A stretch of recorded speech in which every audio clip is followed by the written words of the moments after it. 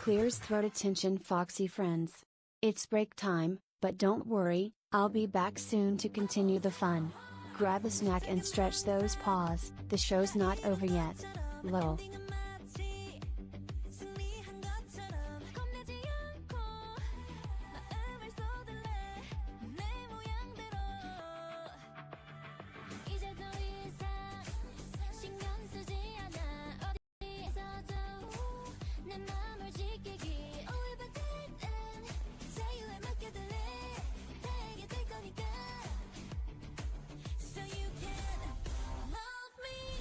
Velvet, silky song to play Wonderwall?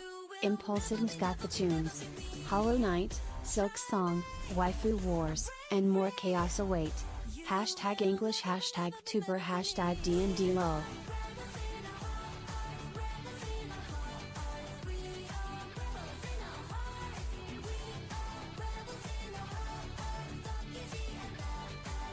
You can't tell me what to do, Impulse? Oh my god, jeez, art harder. Art as hard as I want. Hello, Explorers. Welcome back to the Fae Wilds. Hello, Ifany. Komodo. Time. Fabby. It's the Fabby Ray. Oh my gosh. Knick-knack. Caden.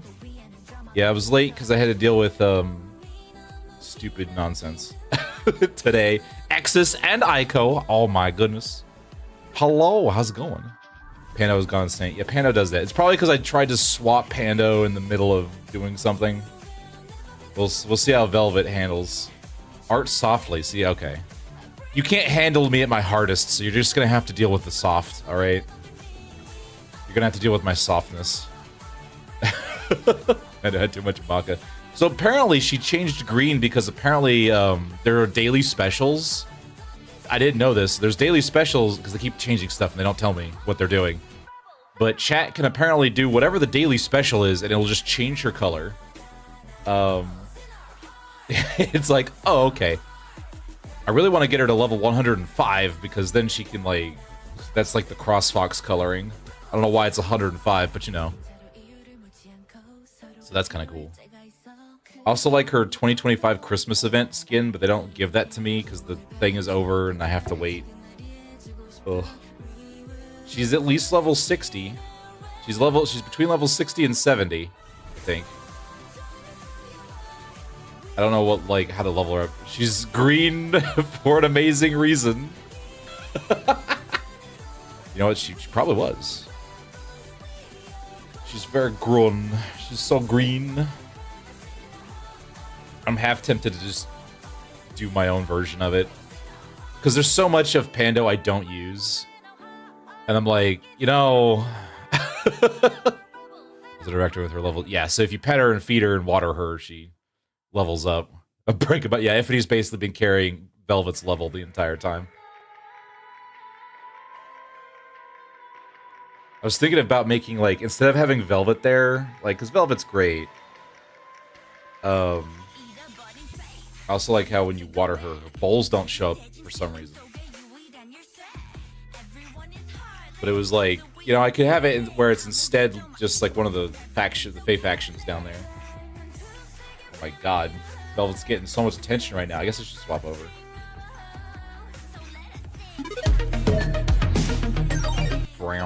Oh my god, I just got here. Jesus Christ. Uno, dos, tres, cuatro. Is Shell Game gone? I don't know. Maybe. It could be. It's sticky. Yeah, we could put sticky down there.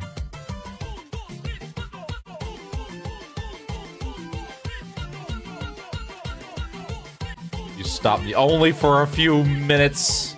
I'm back. You can't get rid of me. You can't get rid of me, even if it's just a little.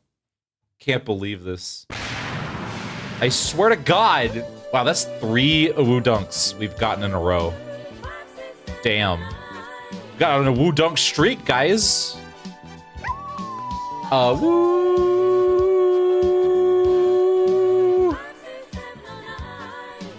2 of them were me, so you know, don't. Loaf.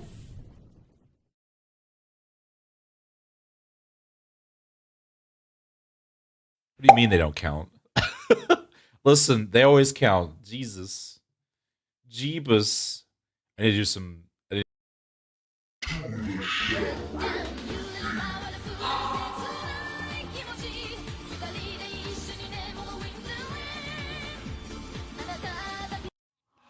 My gosh, that Gadon almost covered the entire banishment. Good lord. Good lord. I need to at some point set up banish so that it increases every time it's used. Where's the pretzel? Come here. There we go. All right, I was gonna make some new. Yeah, I was dealing with nonsense today. So no one knows. No one knows me. No one knows what I'm doing. I don't have to worry about this. Nobody report me, okay? Just a couple skits, yeah. Chat rules stream not Fox Boy. Oh, chat rules stream now. Yeah, you guys really do. See, you know about the electronic tagging system? Does anyone know? Has anyone seen those electronic tags in their grocery stores? Don't ban me. Oh, I guess Floopy Snoot. Floopy Snoot. Council of, I need to make this a skit so I know where it is. Skit. Council of Faust. Why? I didn't do anything. What did I do?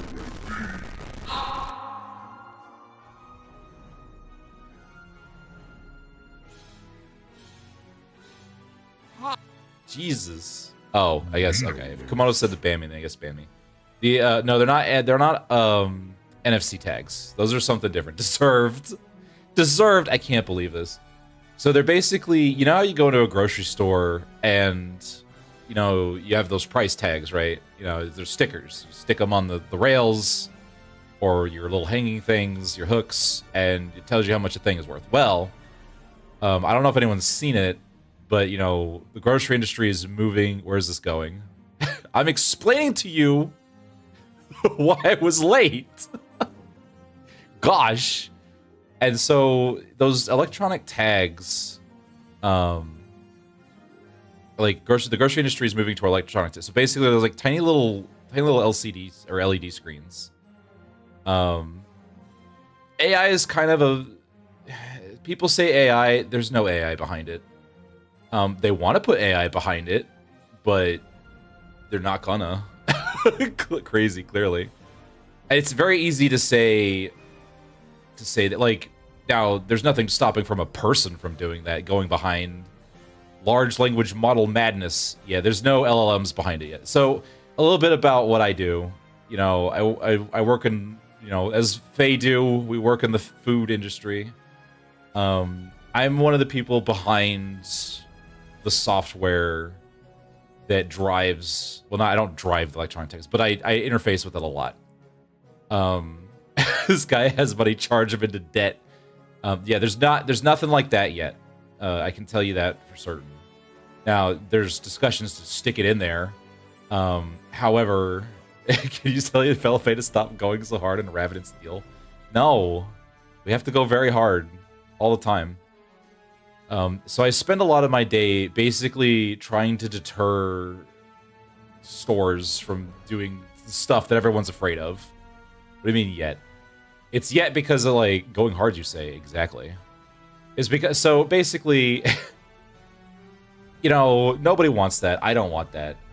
Where, you know, you walk into the store. Because the problem is, like, how the heck do you know who's where and how much they make? Like, the data exists, surely. You know, because, you know, Google eats your data for breakfast. But the plugging it into those systems is far more complicated than anyone really realizes. So it's not really a thing. And so what I end up doing a lot is I'll get into these meetings where they're like, hey, we want to, like, do this or that or whatever. We want to be able to predict this or tie promotions together like that. And I'm like, well, I really don't want this to happen, right? And I can't tell them, like, you can't tell a bunch of people with zillions of dollars, like, no, we're not doing this, because then you get sent to the Shadow Realm, right? So this guy's a VTuber, charged them for all their rent. So what you have to do is ask really stupid questions that make it appear like there's really bad optics behind it. is kind of what you have to do. So it's like, oh yeah, we can do that, and then like we can, you know, auto change the page every 15 seconds. You know, and so you ask that question because then you know that a technician's going to be like, oh, well, if you do that, it's going to make the tags look really bad, and then everyone's going to assume that we're changing the prices on them, like, on purpose. And then everyone gets real antsy about it, and it's like, oh, I guess we shouldn't do that. And it's like, yeah, oh, well, I guess if you don't want to do it, then we won't do it. You know, or, you know, you have to do stupid, like, you know, you have to do stupid shit like that. How many trillions are you willing to throw at this? Yeah, and so that's kind of, like, what my job is. I mean, it's not, like, my official job, but it's what I end up doing a lot. Where I have to come up with very stupid roundabout questions to convince people to not do the horrible greedy thing. Where it's like, oh yeah, I heard a lot of people were talking about, you know, changing prices on the fly, you know, depending on how much you made. You know, do you think we should do that? I mean, there's a lot of bad sentiment around that right now, and everyone's like, oh man, yeah, that's gonna be bad for optics. We should not do that. We should do something different. I'm like, yeah, there you go. Are those Doritos worth your mortgage? Yeah. No. Yeah. And so your job is technically doing stuff for people. Your actual job is restraining yourself from strangling every idiot ever. Yeah, exactly. And there's a lot of stuff like, well, we want to put cameras on the tagging system so we can see who's in the aisle. And I'm like, oh, that's a great idea. Do you know, like, we can set it to like this, it's a specific type of Wi-Fi range. We can set it to this range. And then you know, knowing full well that a technician who's on the call is gonna be like, well, that's gonna knock out all of our access points. And it's like, ah, well, you know, because the ceiling structure can only support this type of camera, then I guess you're gonna have to do it at these amount of hertz. And they're like, oh, we physically can't because it's gonna knock out all the tags. And it's like, oh darn, what a shame. And so then they just don't. Look at how that's going. Yeah. Oh, yeah. The whole auto buy thing. I was asked to do that. I was once tried to put in, like, they tried to put me in charge of doing something like that. And I was like, okay, cool. And then I spent about 2 days doing literally nothing. And then, like, the third day, you know, I come back, I was like, sorry, boss, can't do it because of these reasons. Because I already knew. Like, here's a bunch of stuff like, well, how are you going to power it? How are you going to attach it to the cart? Those things are magnetic. What if somebody takes off with it? So I had like a gigantic laundry list of every reason possible that it wouldn't work. And no reasons why it would. I mean, you still got to sprinkle some in there so it doesn't make it look like you're actively trying to sabotage the product. But, you know, you hit them where it's like, have beef with Amazon right now. Yeah, I can imagine. The shelves would have to be, what, 4 times as wide? So there are some tagging systems you can put in that are pretty lightweight. So another thing you do is you make your software hella inefficient on purpose. Which drains the tag batteries, because replacing batteries in those things is a bitch and a half. It is such a logistical problem that if you bring that up, then if you wear out the batteries in this stuff enough, then people are like, it's not worth it. Oh yeah, the wrong case. So the thing about that is I'm pretty sure you have what's known as UPC recycling. I'm pretty sure that's what's going on. It's a very stupid problem because they decided to invent 2 universal product code systems at the same time and don't standardize. I run into this all the time. You have UPC-A and you have PLUB, and the distributor uses the UPC type, and then it gets to the warehouse, but the warehouse has recycled its UPC, or they use PLUs instead, and then you get the wrong product. It happens constantly, and it's such a stupid problem. It's so easy to fix. Because we don't want to pay people to do jobs. Yeah, basically. Pretty much. Oh my gosh. It's stupid. It's like, why do we have a universal product code and a, what does PLU stand for? I can't remember what PLU stands for, but basically they're the same thing in theory, but they're different in practice. It's black when I paid for more for the bigger red one. Yeah, it's UPC recycling. There's basically a 12 to 14 digit code that's supposed to be used across the entire region / country / supposedly the planet. That didn't happen, but instead of bitching about dumb shit for 2 hours, how about skits?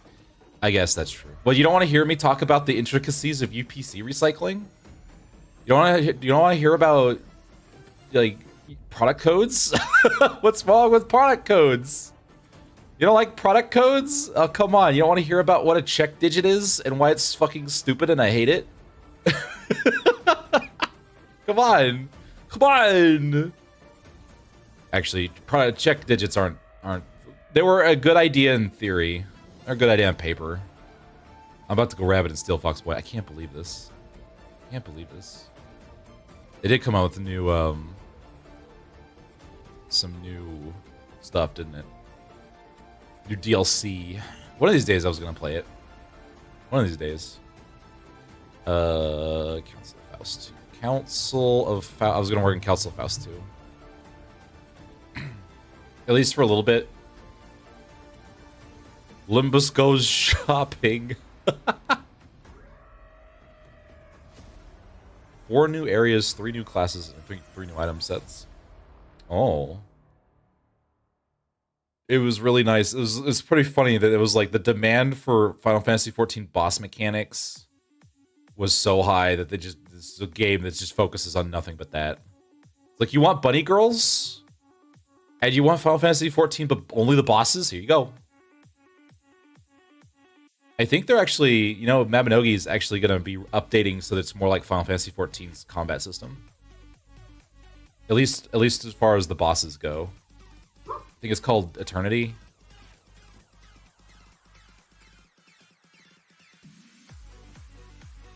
Minos Dev fucking struck gold. They really did. Oh, that's funny. His name is Minos Dev. That's pretty funny. Dog? Yeah, it's a dog.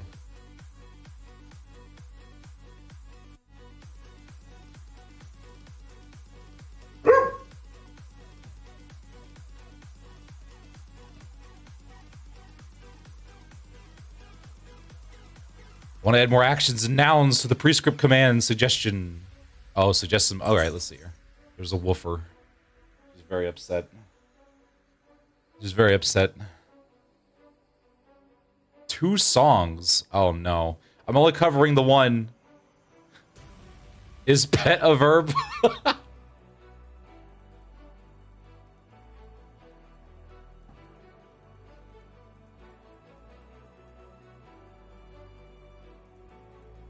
Maybe. Kick! Oh no. Feed the. Well, she's already eaten today.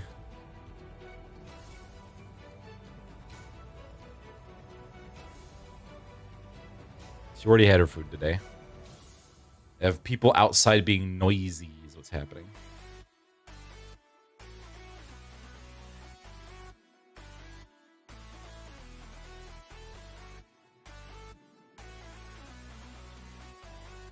Getting pets right now.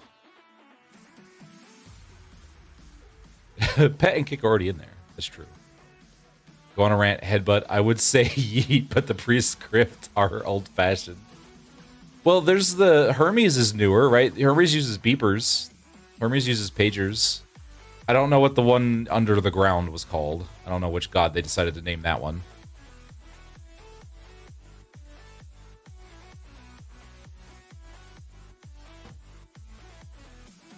I like the word headbutt, though. Pet. I get pets? Oh, man. Name for the initial god of the prescript. Oh, okay. Because I assume there's, like, 4... Because you have, like, the 4 sections of the city, right? North, south, east, and west. So I assume there's 4 of everything. 4 branches of, every fixer office. 4 branches of... 4 types of syndicates. Stop that. Oh, that's the back over there. Put that on my... That is a very wiggly pet. You know what? That's fine. It can just be wiggly. It could be wiggly. Might be in the art book? Oh. Doge cam when? I don't have the space for a Doge cam. Also, I'm very particular about my privacy, and I don't like showing places where I am. Floop-a-snoot. Floop-a-snoot. Ugh, floop-a-snoot.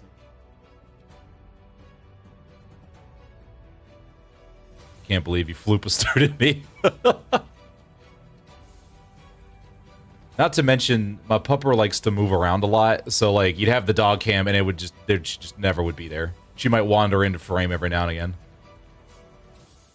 Geogressor pros will dox your address. That's the other problem. Yeah.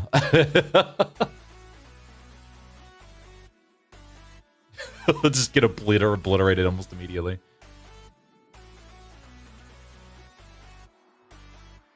Man, I was like, I'm gonna write the Council of Faust sequel, and then I don't know how to start it because I know where I want to go with it. Pixel of Sky, your address? Yeah, basically. It's like, oh man.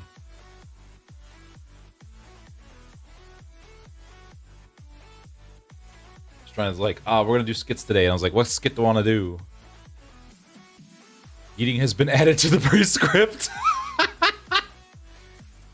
It's like, wake up, hun. New prescripts just dropped. Aw, baby.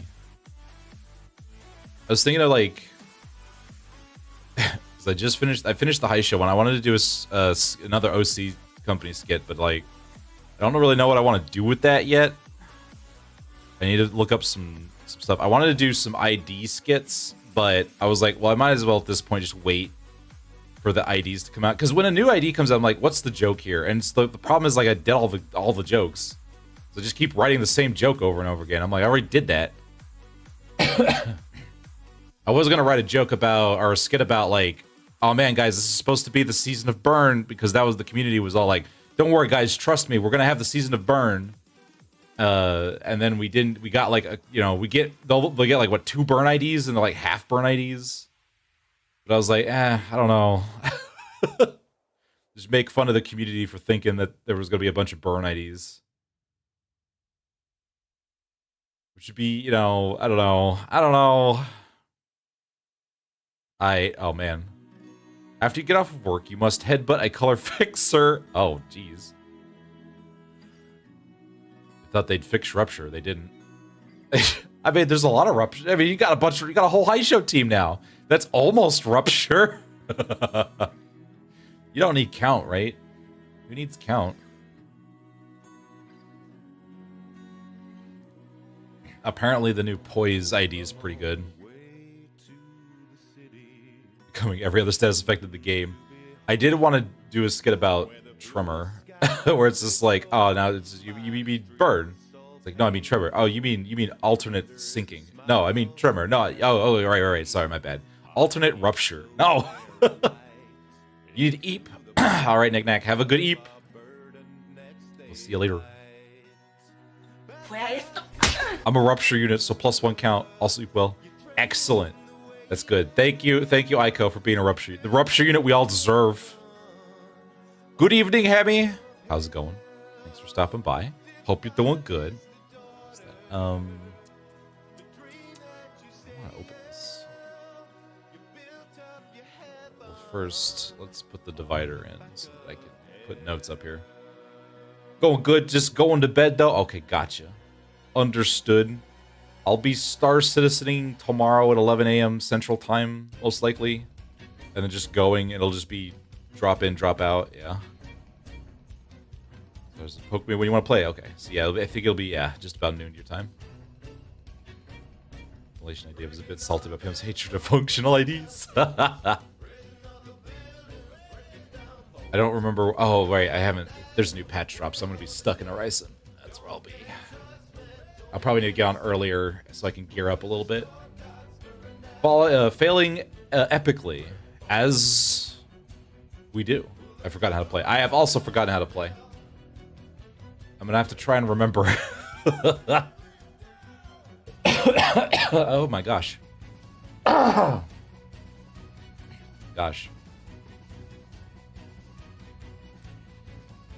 How dare you, Iffany?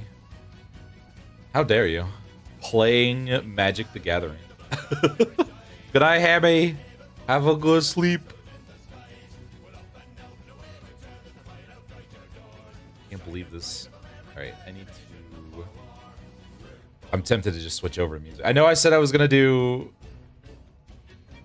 skits. I just don't know what skit to do.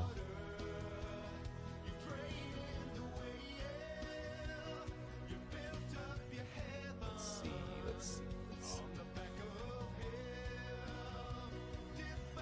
There was also a pretty good push for drawing things. I just don't know what to draw.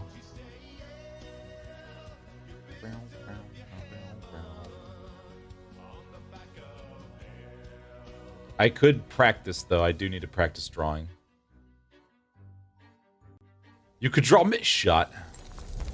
I don't know if you want me drawing you at this stage of the game. That could be a problem. So what are we getting? I'm trying to figure out how to start... Oh, that all. Because one of the things I wanted to practice was doing very quick sketch stuff. So I was basically just going to make a bunch of Renards and Keatons over and over again. Draw me, raise my already huge ego. You know, that's true. I could do that. I do need to boost the ego of my mods. I won't care if you draw me. Just, okay, we'll do safe work, but technically safe work. For the skit, I wanted to do a sequel to the Council of Faust, but I need an intro. My, oh man, what was this? Like, the hook that I'd come up with was, it was basically ChatGPT, where we ask Faust something, and Faust's like, Faust will consult with Faust, and then the skit happens, and it's mostly about her, what is this? Okay, let's organize this. So we'll at least get this started.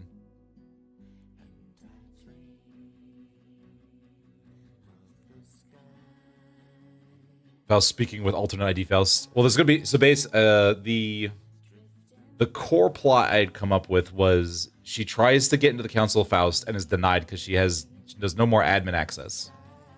And so that's true. I would go backwards. Faust tries to, if I can spell Faust tries to converse. I need to put more dungeons in. God.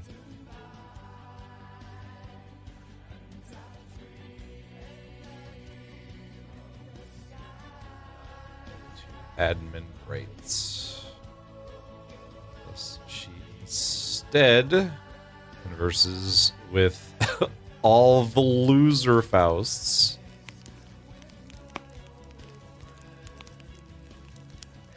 Faust just needs to find a stupider Faust than Faust, so that Faust is no longer stupid Faust.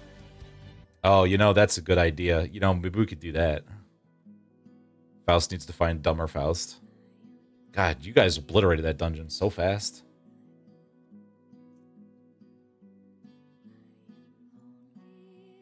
Can't spell Faust. Faust.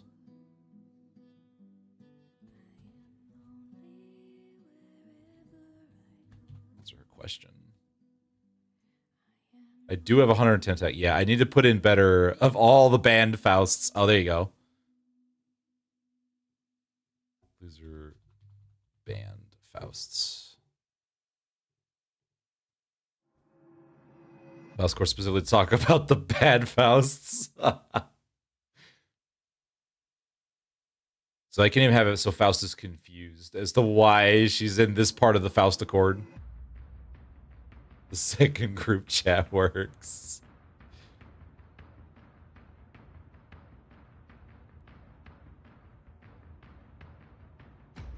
So many ways to take this. Yeah, that's true. Because the fun part of this is going to be coming up with stupid versions of Faust.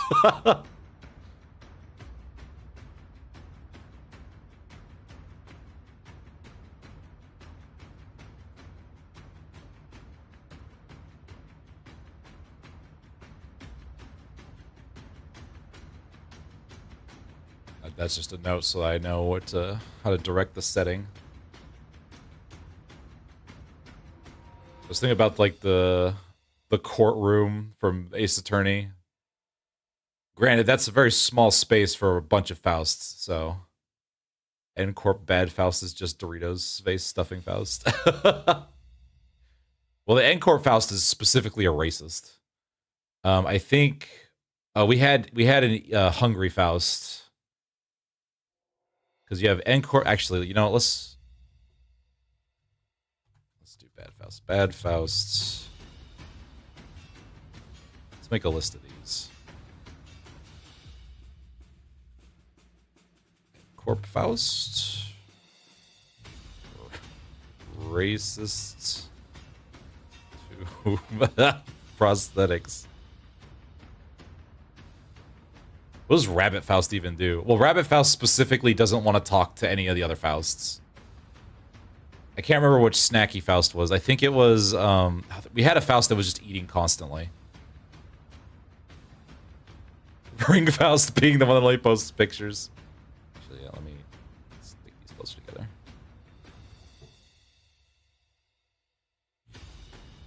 Oh, 7 Faust, that's right. 7 Faust. Hungry and eating all the time. W Corp. Bad connection. 7 was the snacker. Yuri Faust just being salty. It was, I think it was either Yuri. Oh yeah, it was Yuri Faust. It was either Yuri Faust or Zwei Faust. I can't remember because I think Zwei Faust was a barista and was complaining about not having benefits. Yuri's broken, desperate. The only reason you bring Faust is for fluid sack. 7 is the barista. I mean, Moust is extremely broken in this day and age. 7 is the barista? Oh, I thought Zwei was the barista. Maybe 7 is the barista. Okay, maybe it was Yuri who was talking about being salty. I have to... Oh, man. I watched it last month and I've already forgotten. Already forgotten.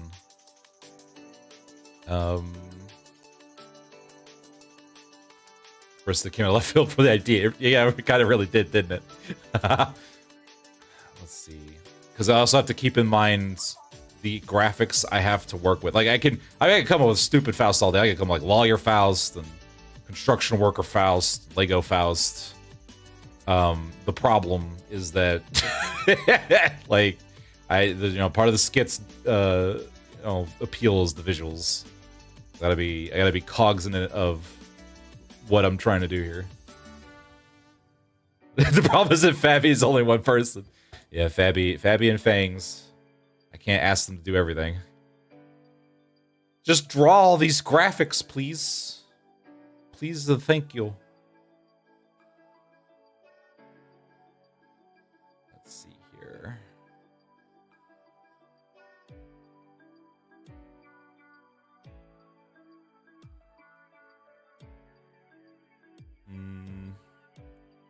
Corp 7 Faust, W Corp Faust. I want to do an Art Corp Faust, but I don't know what the joke would be there. I'm trying to think of bad Fausts. Oh, that's right. Butler Faust. Butler Faust. I guess we'll start with all the Fausts that I had last time. Butler Faust. Always AFKing. I do want to put some new Fausts in here, though. Non-Euclidean Faust? I don't know, let's see. We'll put that down. Constant reposting because she keeps dying and getting recloned. Oh, alright, I'll put that down. Non-Euclidean.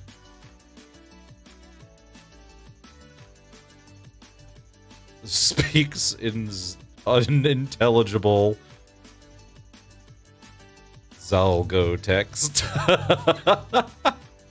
R Corp Faust. Constantly reposting. Because she died and got recloned. Let's see. We had, we could always bring Faust from other series. So anyone with the name of Faust.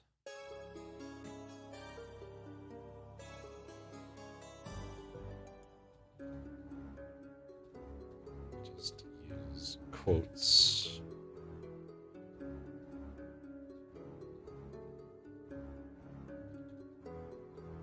There we go. That's easy to do. our corp crew is pretty much the same exact intro conversation with the rematch until it just basically goes, well, you really don't remember getting smoked, huh? That's true. Oh, we should bring in Index Faust. We need a joke for Index Faust. Also, Skeeth. Index Faust is always reading, and it makes no sense. She just keeps reading like weird, weird prescripts.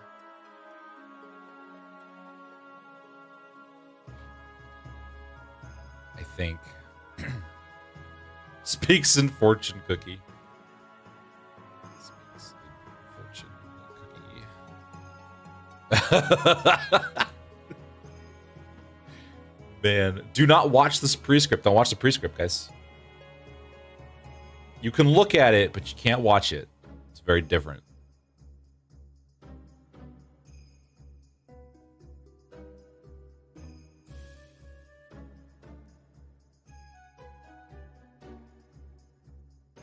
Better if it's linked, just link it to me. Faust's in games. Oh, I see. There's a lot of Fausts.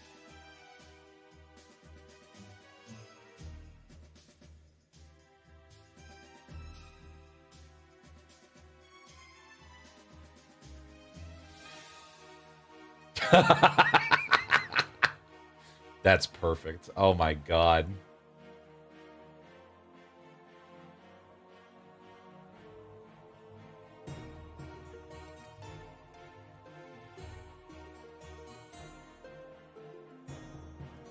Let's see.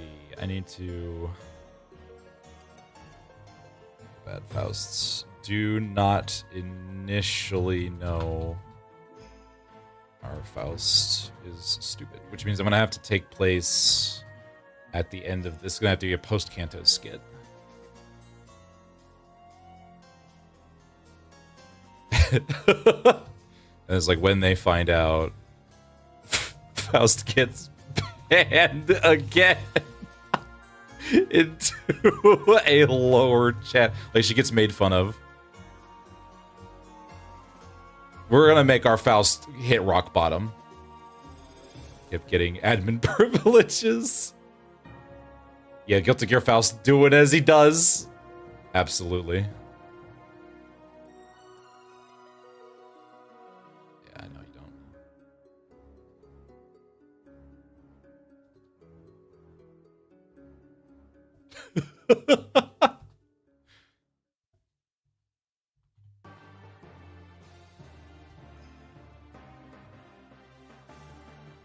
She gets put into like a read only. She can only read. She can't actually ask anymore. The Tusk has done Faust will no longer be a word. I know, right? And Faust is clearly just financing the server. Oh, you know what? DQ Faust. Is DQ, but Faust. DQ Faust got banned to the lower lower chats. They get with crap. There you go. She can't add anything to the Discord.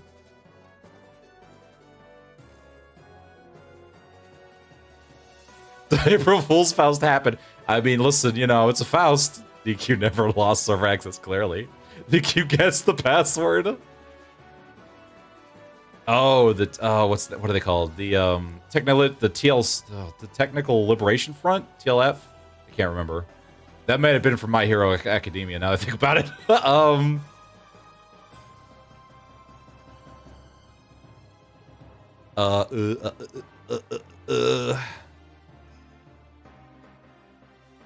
Lowest ranking Faust is Overwatch 2 Faust. Oh man, you're not wrong. You're not wrong. I forgot there was a Faust in that one. Oh my gosh. That's pretty funny.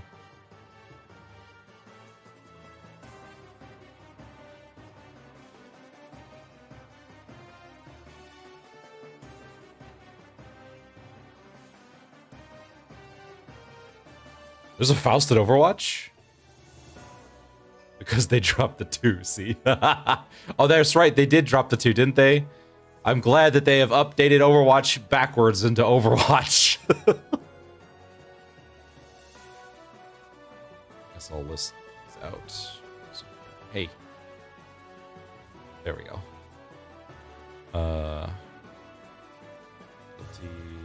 Year Overwatch.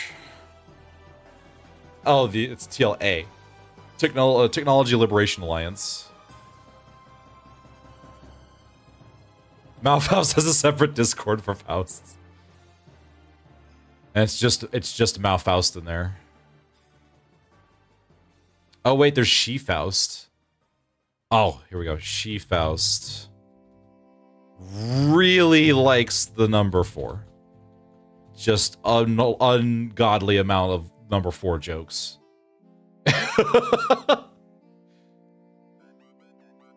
Oh, the Faust video game. Faust from the Faust video game. God. Speaks in 4-word syllables because murder you. Yeah, exactly. Oh man, I think She-Faust probably be the hardest to write because I have to cram as much 4 into everything she does.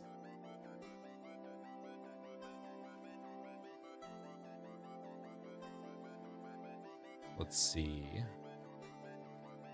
We do have a pretty sizable cast. It's 1, 2, 3, 4, 5, 6, 7, 8. That's 9 Fausts, and then we have extra Fausts we can throw in here. Oh, he's been improving haikus. Caden, I need 1 million haikus that have to deal with 4. As much 4 as you can. She speaks in haikus. That'd be funny. Also, Caden, I need you to write the full lyrical guide to Renard Runs Over Ifany.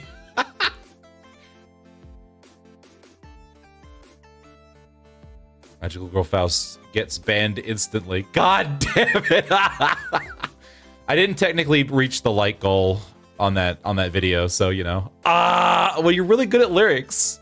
You're really good at lyric writing. It was a fun song. I like to sing it. I want to do a full version of it. It's like, I'm trying to think of like, so I think about Magical Girl Faustus. I don't think I have any sprites. So that means that insert editor, whichever one I give it to, Fangs or Fabby, are going to have to cobble something together. And that can be difficult and stressful. Like, most of these, except for like our Court Faust, it's going to have to be like some Photoshop job. Non-Euclidean Faust has got to be something. I'm fine with doing like, I'll put it down. But I need to stress that the ones like, I should put some kind of, what should I do? What should I do? I should do, let's do that. Because I'm already using stars for this. Oop. Non-Euclidean and Hardcore Faust. I'll mark the ones that don't have graphics already. After banning Limbus Faust, they came to realize they should have banned Index Faust instead. There's true. We do have Regret Faust, who's just regrets. Girl Faust shows up. It disconnects immediately. You know, we can even have like looks around. Disconnects immediately. Visual gag. Woo! All right.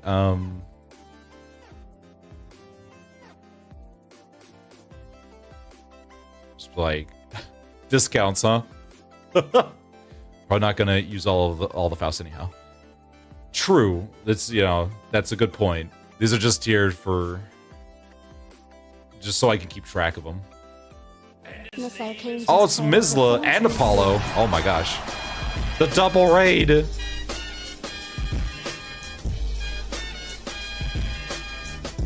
Ooh. Apollo_Al just traded with 4 viewers. Whoa. How you guys doing? Hello, Ms. Hello, Paul. What were you guys doing? Oh, you guys are doing Stationeers? Oh my gosh. That's a game. Did you guys build working oxygen? Are you doing survival mode? Like, what mode are you doing? I need to know. I always, like, we were dying. That sounds about right. Game, it is very much scuff. It's basically, Apollo, thank you for the resub, by the way. Oh my gosh.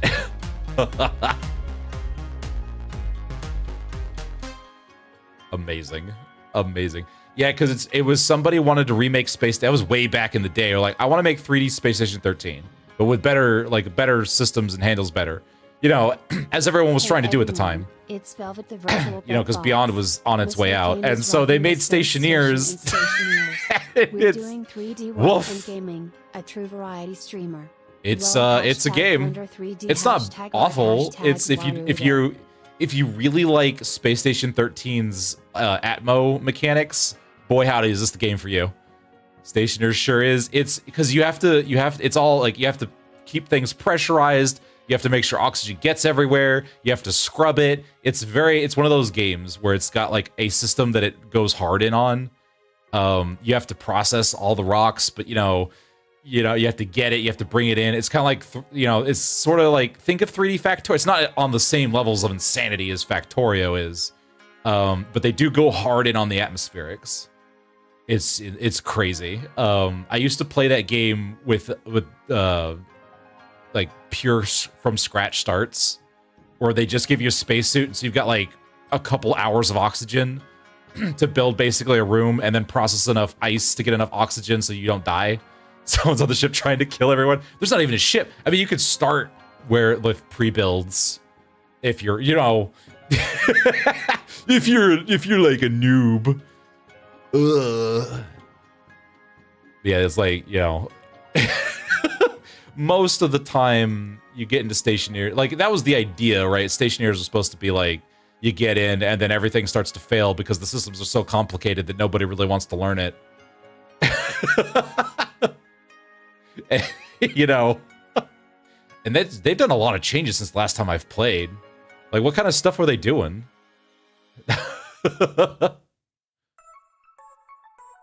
It was a time, man.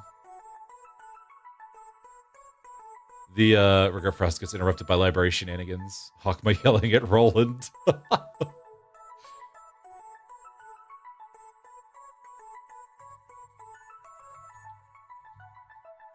But the problem with Regret Faust is that this requires a lot of people to be familiar with my older comments or content. You had shit running until you pressed the self-destruct button, huh? So actually, funnily enough, because I used to play Space Station 13 a whole bunch. This is the maps you would load into Regret Faust be L Corp or Lobotomy. Yeah, that's right, they would be Lobotomy Corp. I mean, I can still have my stuff, my characters yelling at each other in the background.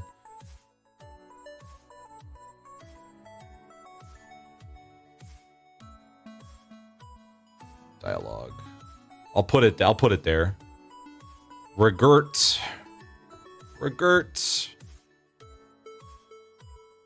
Time to build out the old jokes. I know, right? The old jokes that no one will get. Wah! I think it'd be a little funny Easter eggs if I do it right. But yeah, I used to play Civilization 13 a lot, and it was the map you would can you add badly drawn Faust? Oh my god, badly drawn Faust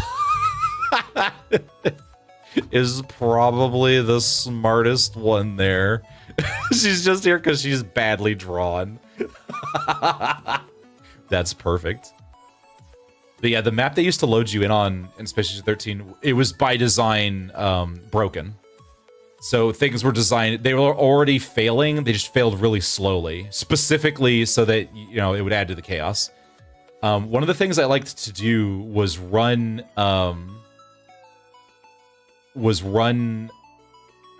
into those maps and just fix them up. While everyone else was blowing themselves to pieces, I would run around and fix the solar panels, fix the gravity generator, and like just connect everything, that sort of thing. Which would make the stuff run so long that people were confused legitimately as to why everyone was still alive. Watching my girlfriend try to leave me because my gas drinking addiction, but the car won't start. Listen, they can't get away if you drink all the gas. You gotta gas yourself up, you know. How else will you zoomies? Also, hello Lilith. How you doing? Thanks for stopping by. Eladron Faust keeps trying to convince people to leave the Discord. I said on there. That's one there. This is just super jaded. It's like, hey, what if we just left? Especially if they're to be like, clown. Yeah, I like to play the janitor and the clown on SS13. Do not drink gas. Gas will kill you. If it would kill me, though, but why does it make the car go? If it makes car go, why can't it make me go? Like, come on. Did you get scary with it? Oh, yes. I was not allowed to play the telemetrist anymore. Countess Faust is only there because she's from non-Canonia. You're not a car. Car runs on piston vampires. Oh, I see. Okay. Yeah, I used to be telemetrics, and then they prevented me from playing telemetrics, and then they just removed telemetrics from the game, and I was very upset. The problem is that I got too good with teleporting things that people were like, all right, finally done talking with the crew about stationeers. Ah, hell yeah. How was stationeers, by the way? How did you guys survive? Did you go on a preloaded map, or did you just go from scratch? Also, for anyone new here, I'm Renard Cross. Right now, I'm Keaton, but Hey this is there, the Renard Cross Apollo channel. Love the space theme you've got going on. I do a Rocket variety of emoji. things. Stationeers Got a Discord looks right there. so Thank you, cool. Ifney. Can't wait to Split see on your it. Yeah, it's space really rough adventures. because it was designed Hashtag originally to be furry, a hashtag successor to super, Space hashtag Station LOL. 13, way back in the day before Space Station 14, you know, popped up. Space Engineers flashbacks. Yeah, and not in a good way. Uh-oh. Oh, man. But, like, you know, you have Space Engineers 2 now. It's much better. It's very janky. I know, because, like, it was one of those games that they really wanted to make Space Station 13, and so they started with atmospherics, and they made that system really complicated, because, you know, it's got to be complicated, and and then they just focused on it so hard, and, you know, they left the rest of the game to kind of be janky and rot. You know, back when I used to play it. I don't know what they've done to it now. It's been a good long while since I've even touched it. I had kind of thought it was dead. You know, it was back in the day when you had all these games like, we're going to focus really hard on atmospherics. Oh, they still don't have tutorials? Oh, no. Yeah, if you go in there and you don't know what you're doing, you're just toast. Is to not trust the clowns. Well, yeah, I mean, that is correct. Never trust the clowns. Don't trust the clowns. You know, 3 official and 3 community made ones. Oh, really? Okay. You had to have community. Oh, man. Trust anyone who isn't in your department. Well, clearly what you do is you go into a Space Station 13 map and declare war. Cargonia versus Atmo versus your engineering versus medical. And then security just versus everybody. Speaks complete gibberish. Trying to failing to burn people. The official ones are uselessly basic, and the community ones crash. Oh, oof. I bet you it's because they update a whole lot. Clowns just want to make you laugh. Most of the time, some of the time. Sometimes the clowns are actually malicious, which is not how you clown. You don't want to be malicious on purpose. Sometimes accidents happen, but like clowns are there to be funny, not. Like, there's a real art to being funny without being destructive. There's blood fled for some reason. There you go. Also, Cargonia is a free nation shot. Yeah, see, Cargonia. You gotta love Cargonia. You literally can't live without them because all of your shit comes from Cargonia. So you gotta make sure that you're on their good side, man. You can't. I think we have enough Fausts. I think this is enough Fausts. I think this will be enough Fausts. If we need more Fausts, we have filler Fausts.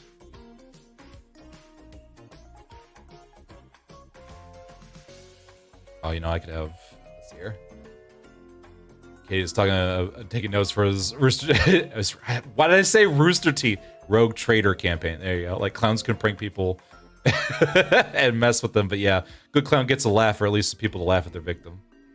Stabby Clown is just a dick. Because Stabby Clowns are boring. Anyone can pick up a knife and stab somebody. Like, the janitor could do that. The chef can do that. In fact, it's easier to do it with the chef and the janitor because they have access to things that are actually weapons, like chemicals. I used to make bomb pies all the time because it was funny. Haha, look, you ate a pie, now your insides are melting. Whoa! You know. She's a nugget, so she's also a librarian by default. There will never be a librarian ID. I mean, yeah, but like, I can make it do either or. The problem is that I have to think about the casual observer. They're gonna see Regret Faust and be like, oh, that's from Lobotomy Corporation, and not the library. Clown needs to do the banana peel gag or something. Yeah, the banana peel gag is a classic opener, and it's usually a pretty good indicator. Like if you do that, and somebody slips, and like, ah, this is the type of clown we're gonna get, and then you're you know, free to operate a little bit more without having somebody tase you on the floor. The funniest thing I think I've done as a clown is I managed to break into the captain's quarters to get into the command center so I could reprogram the auto security bot to handcuff all of the guards. So they'd be running around chasing somebody who had stolen some stupid thing. And then the security bot would be like, apprehending victim or whatever, or target.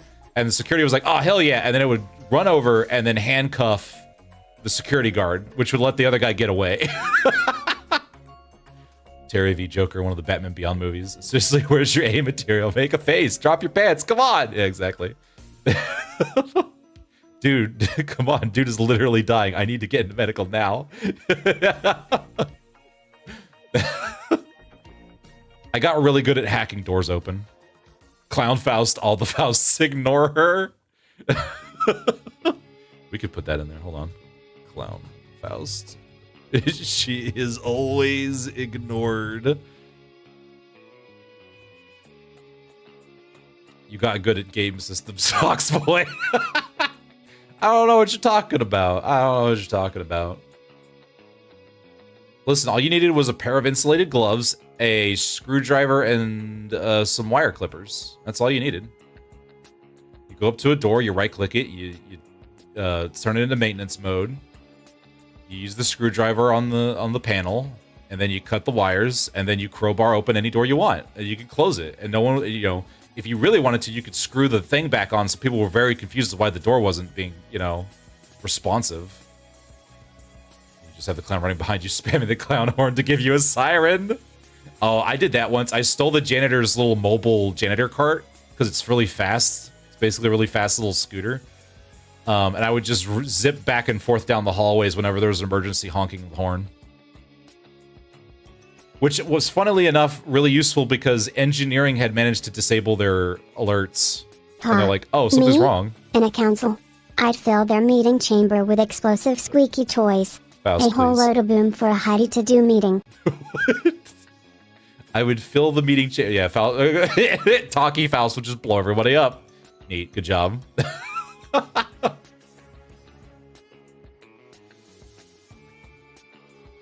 I think the one time I was actually violent as the clown was there was a match of Space Station 13 where everyone's just being really vindictive for no reason. And so I was basically getting tased or shot or, you know, drugged or whatever all the time. And so I couldn't do anything. And everyone was just very angry all the time and being toxic. And I was like, yeah, all right, you know what? Fine. So I broke into virology, mixed up a classic turn everyone into monkeys virus, pumped it through the air filter, put on my own gas mask, broke into the vault, stole the atomic bomb, broke into the captain's quarters, stole their gun, and then when they figured out what I was doing and they were trying to chase me, they started turning into monkeys, and then I went to the reactor and it blew everything up. I got on the shuttle, though, because I set a timer on it, because when you're a monkey, you can't do anything. I got tired of dealing with that server. I've got a prank for you, you damn dirty apes. My brain had exploded. Holy shit, we're cooked. Oh, man. Yeah, that's fair. Reject toxic gaming, become monkey. Exactly.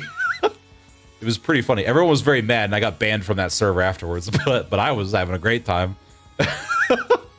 Because the captain's pistol is infinite ammo, and it's laser, so you can shoot through glass. So it was very broken. It also goes through, it punches through armor too.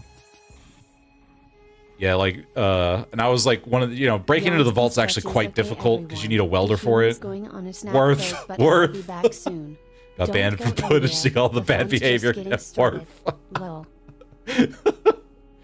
Yeah, it was, you know, because after you get on the, I think it was a server with the, it had the resort bar if you took the shuttle to escape.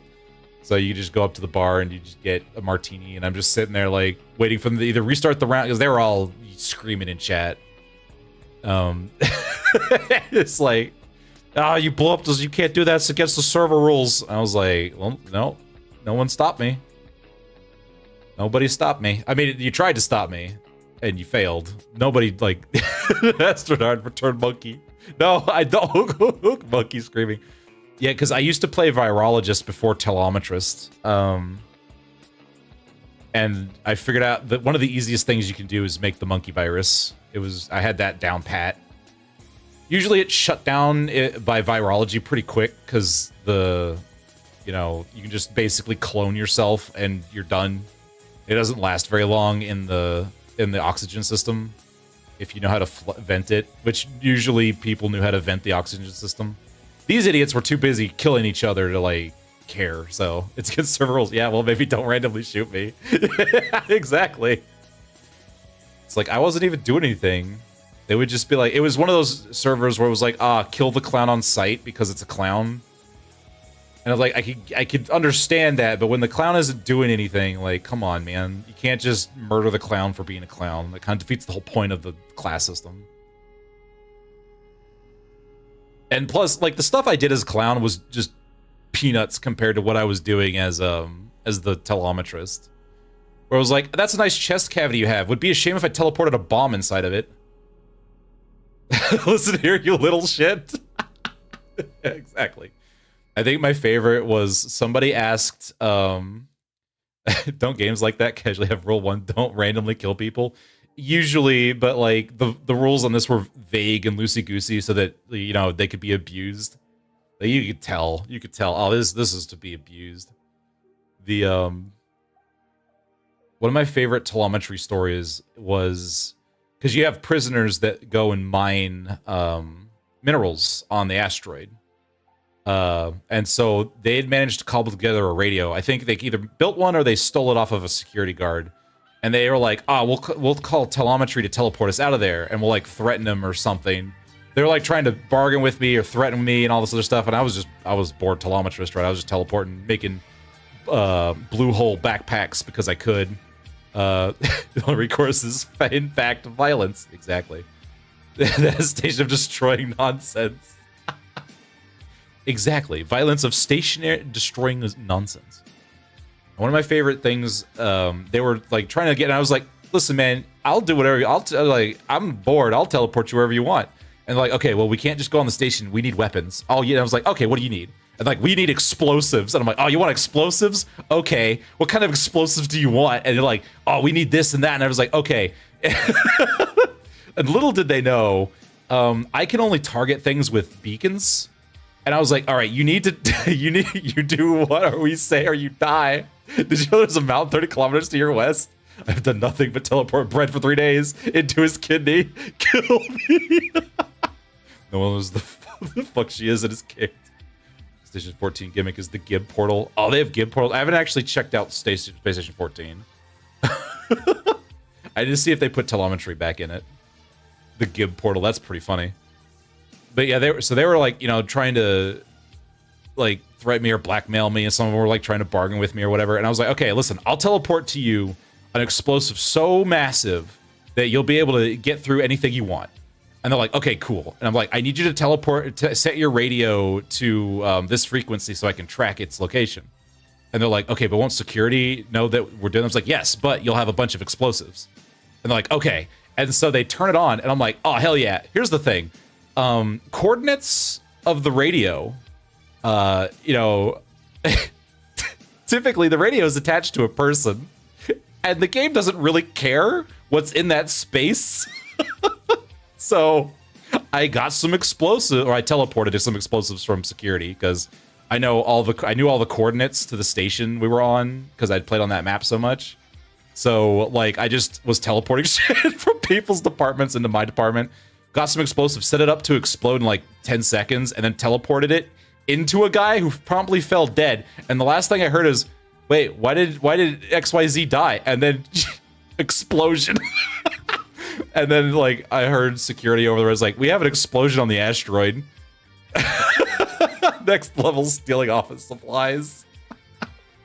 My favorite thing to do was teleport things out of the captain's office and teleport them into like cargo or Atmo, so that it would instill paranoia. Like, why is this Glasgow runs over death's smile? Exactly. The setup was a conveyor belt into a recycler. Oh, really? Oh, wow. We have an explosion on the asteroid. Yeah, that's normal, don't ask. Well, it's like, it was just a bunch of prisoners, right? So nobody really cared. I know that, I think mining, I think mining was part of Cargonia at the time. But the mining station was like, look, we got a shit ton of materials. We don't know how they built a bomb, but it was really nice of them to blow up all this stuff so we could easily access all the minerals. It was pretty fun. It was like, oh, hell yeah. Cargonia was in a very good mood after that. Let's see. Oh, somebody got chest burster implanted because there's a face hugger somewhere on the asteroid. Every map has one, so they usually will like, get you. They'll get somebody and then turn into an alien queen or whatever. Thank you, time. So when we start up and I'm the first thing I usually do is I'm like, all right,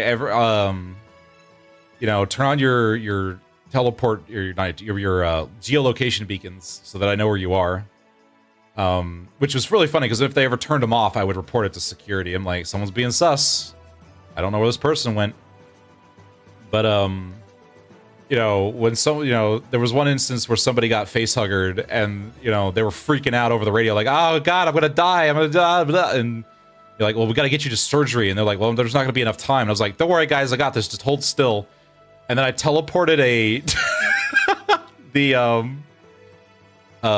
because there's like the biology lab, right? Containment. And I was like, containment, prepare to, like, the biology lab needs to prepare for to contain. And they're like, contain what? And I teleported the unborn alien queen into a biology containment unit.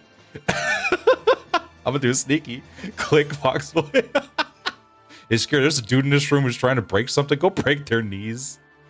Oh man, that was a little harder to do because usually culprits would run around, and if they didn't have their beacons on, I had to like try and basically play Battleship to figure out, like, grab stuff. And the problem is if I missed, I'd grab the floor, which usually puts holes in the station, which is kind of a problem. It kind of makes a vacuum. It's great if I knew people were locked in a room, like just punch a hole in the floor. It's like, I don't know where you are, but I know the room you're in. So I hope you you can breathe space. Boop, and there you go. That sounds like the repair crew's problem. It does. It does sound like the repair crew's problem. Just delete the Atmo in the room. Okay, targeting individual. The game wouldn't let me target oxygen. I wish it would. I can only target a single square at a time. So yeah, I just have to punch a hole in the floor or the ceiling. Wants to hear about another Sinclair. Our Faust was there for that's true. That's a good point. Oh, I gotta remember that one. But with the Queen Alien teleportation incident, that was pretty funny because nobody like the game didn't know how to handle it, because what's supposed to happen is that if you're killed by a baby alien queen, it kills your character and then transfers player control to the alien queen, and then you become the alien queen. The problem is that the alien queen baby was now divorced from the player, which means it couldn't kill them, and it couldnn't swap the control over. So it was basically just a brain dead NPC. It just hanging around. I was a little disappointed because I was kind of hoping it would grow up and then I could teleport it somewhere. That did not happen. It just stood there forever.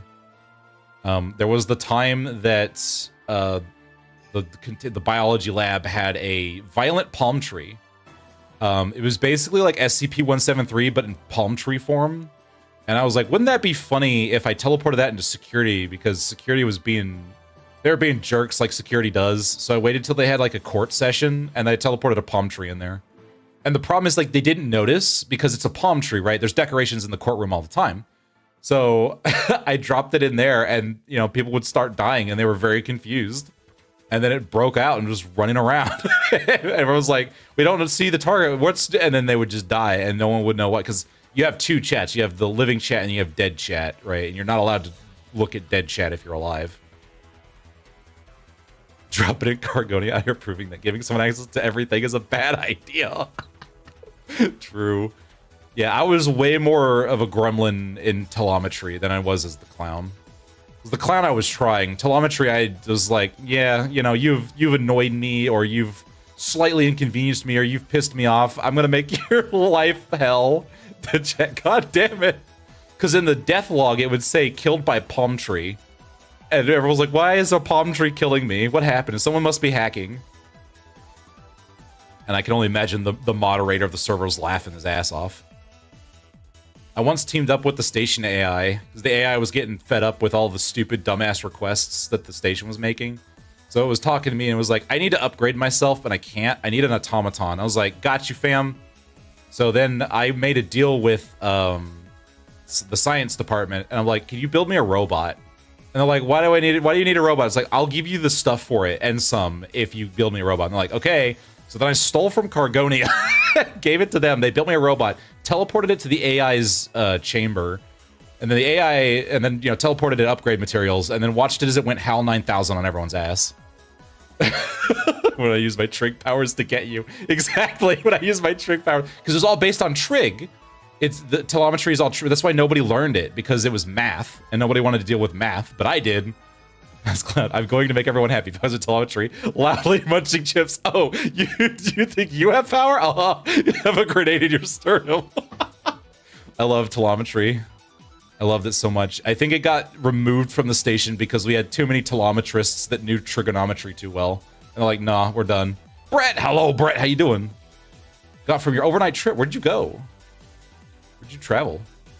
You visiting somebody? Let's see. What else did I do? Let's see. I was messing with slimes once. I didn't really go anywhere. I was just messing with slimes. Get to hear the biology department whine about who breached our slimes. Where did the slimes go? There was the time I tried to overwrite the AI's rules, because they have rules they're supposed to like follow, right? You know, rules of robotics or whatever to keep them from killing everybody. So I tried to teleport, because it's like on a data chip. So I was like, I'll teleport the data chip out, rewrite it, and then teleport it back in. Unfortunately, that's when I learned that the game doesn't care what's in the space. It gives you the whole square. And I teleported the AI's entire server rack out of the chamber, which killed the AI instantaneously. And I was like, uh-oh. And so like the whole station like stopped responding. I was like, shit. So I teleported it back and hoped no one would notice. They noticed. They just didn't know why the AI was dead. And then they sent somebody into the AI chamber. It was like, well, server's here. We don't understand why it's not working. I fixed the problem. I fixed a problem. Something was fixed. Everyone's like, why is the AI dead? Who killed the AI? It's like, I don't know. The server's still here. I don't understand. Went for a holiday. Did some fun stuff sightseeing. Oh, 10-pin bowling. Oh, that's cool. Oh, and swimming as well. Hope your swimming went really good. 2 water slides. Oh, you went to a water park? Oh man, you must be somewhere warm, or went somewhere warm. Whistles innocently, yeah. Because no one suspects, because nobody knows how telemetry works. So when stuff just appears somewhere it's not supposed to, everyone's like, oh, that's somebody physically stole it or removed it or whatever. It's like, clearly this is someone, you know, someone's being nefarious. This is the clown or the janitor or like someone from Cargonia's fault. And I'm just sitting here, because like telemetry was clearly an afterthought because it was shoved into the corner of the station and you had to go through like 3 other departments to get to it. It was just kind of off in its corner. And I was I was ever the only one in that department. So it was just me in this tiny little 2-room section with a teleport room. So it was like 3 rooms total. And I'm just like farting around. Like the only access I have is I don't even get to see people. I can only see their beacon. I only get a list of beacons and coordinates, and like what name is attached to it if it's attached to their tags.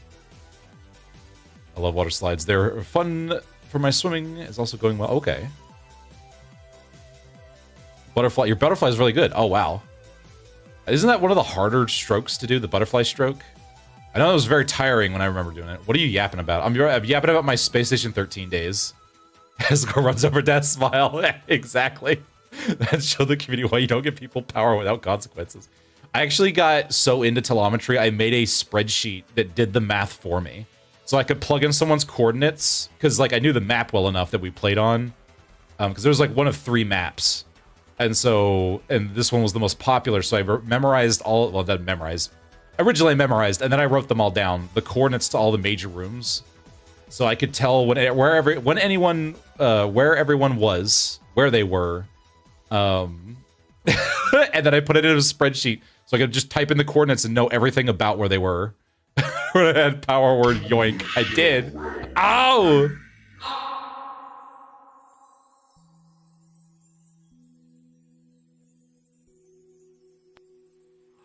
Got banned there. Keanu, hello! Already in my Renard cross stream, but like than you think. You could do 25 meter to 200 meter of butterfly. That is a lot of butterfly. I would think I would probably pass out. That's a lot. My God. I'd be so sore afterwards. That's impressive. I cast Mass Greater Teleport. I really do. It was hilarious. It was just, I just like, I see you there. Give me 5 seconds. Punch in, I had to punch in your coordinates. Get your stuff. Know where you were, where you were going. I could get the exact coordinates I needed to punch into the teleporter. Medical loved the shit out of me because it was like, I need this person over here stat, and I was like, all right, and then I would just pop them over there. They loved that. I was basically the ambulance. Whenever medical had an emergency, or it's like, this door is locked. I need to get into surgery. All right, here you go. Boop. It always depended on whether or not the captain realized who I was and what I was doing or not. Because when I started, if the captain said, please be responsible with your teleporting and gave me rules, I would follow them. But if they didn't and they didn't care, I would just do whatever I wanted. Save medical, the worst part of medical. Yeah, that's true. That's a good point. All right, I think I have a good list of Fausts. The Wambulance. It was pretty funny because I had the medical coordinates on speed dial. So the teleporting was so fast that they would pop in, you'd hear a bunch of screaming and they'd pop out. You know, so whatever was happening at the emergency site, it would pop in, and then they'd pop out. Or they'd pop in and then they'd be like making some eldritch screaming noises and they'd pop out. It was pretty funny. Teleportation is BS, but it requires you to know what you're doing. That's true, it does. The man, or you'd like there was a time I hot dropped security onto the asteroid. I think there was some aliens invading, and they're like, we need to get down there, and Cargonia like lost all their shuttles or whatever, or they couldn't get through Cargonia. There was something going on, and I was like, I'll just teleport you down there. They're like, okay, and then I teleported them. Unfortunately, half of them forgot to bring oxygen. Because I'm not gonna remind them. I'm not gonna be like, hey, did you put on like exosuits? I'm gonna be like, oh, you want to go down there? Okay, and then I just popped. Yeah, that's a them problem. I just popped them down there. To try and slap boobs on the key. Oh my god. Oh my gosh. My noodler. How do I even? Oh, that's right.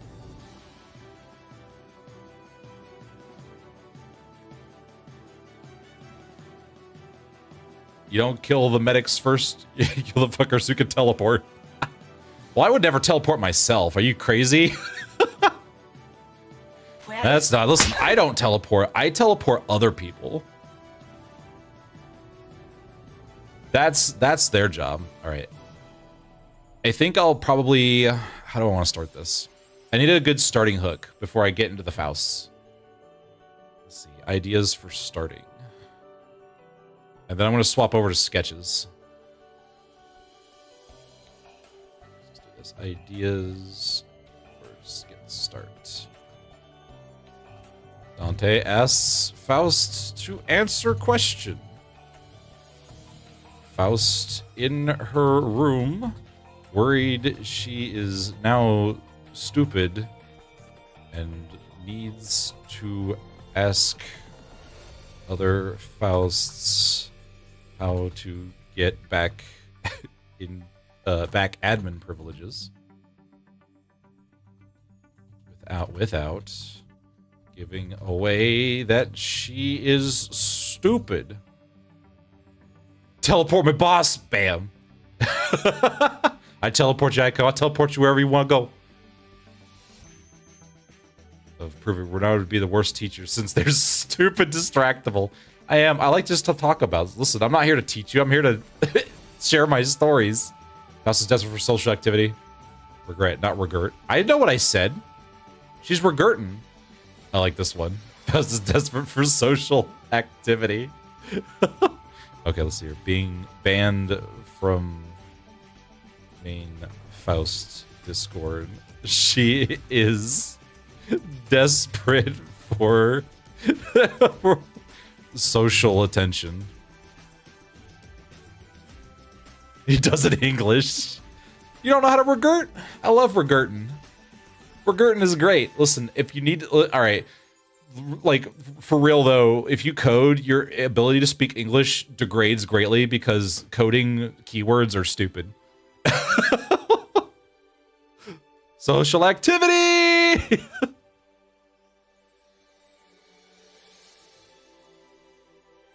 Absolutely.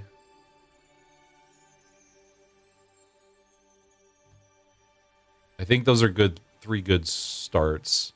I'm still just fixed on DQ wanting a red mist ID, and I see her badgering Faust every Waluigi night, asking if it'll be this one. DQ asks Faust for a red mist ID.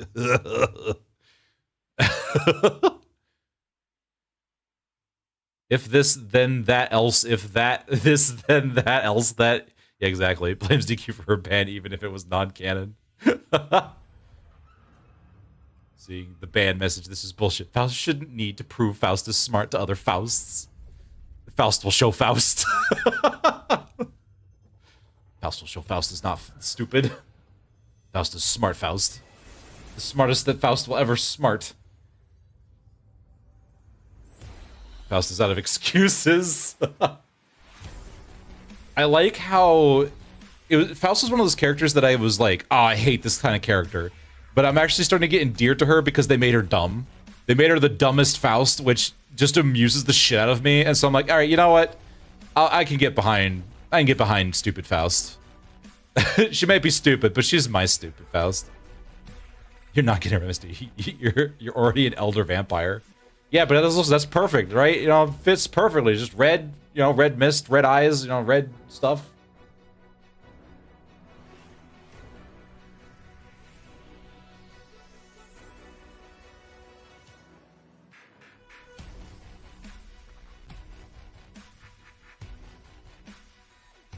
See, character development helps make characters. Why are we allergic to it all of a sudden?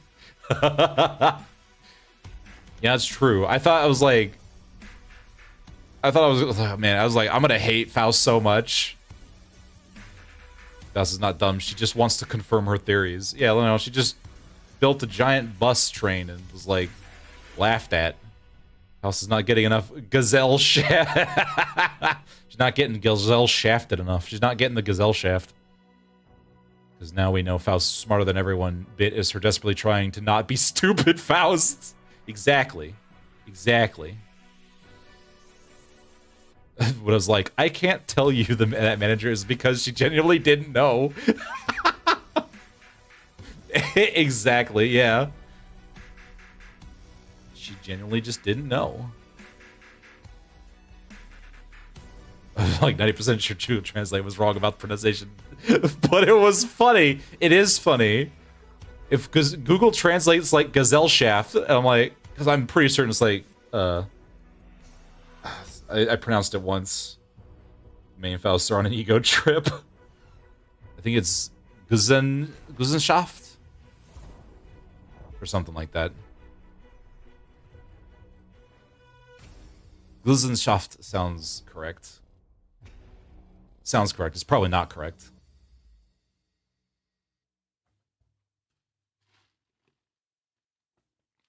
Kind of like, Walpurgisnacht. Gesellschaft. Yeah, Gesellschaft. Did you see the titles they gave themselves? And like the Glorious Faust, the Brilliant Faust, the Amazing Faust. I want to see one that says the Fausting Faust. Checked on a lark, and then freaking Google gave me that. I'm going over. Fox might love this shit, and I did. Gesellschaft. That German. Walpurgisnacht. Walpurgisnacht. Yeah, it's Walpurgisnight. Is I think the German pronunciation is Walpurgisnacht. Or something like that. I could be pronouncing it wrong. My German accent is extremely rusty. Our Faust is the one who is winning the golden bows. Yeah, it's true. Everyone's like laughing at it too. Like, this golden bow thing is stupid. What kind of idiot would think that's a good plan? And then build a stupid Mephistopheles. What is this? What idiot? What a stupid dumbass. I'm gonna go over here and, I don't know, Faust know everything or whatever. It's like, I want to have a hyper-specific ADHD interest in this one specific thing, but for all specific things, so I'm gonna make a million of myself.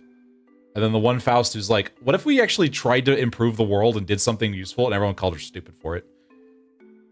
Is that why Gregor is deep South Texan? That, and plus it's funny. Sounds like Faust who couldn't do it. Exactly.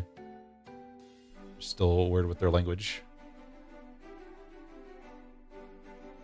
They're, oh yeah, they're gyros.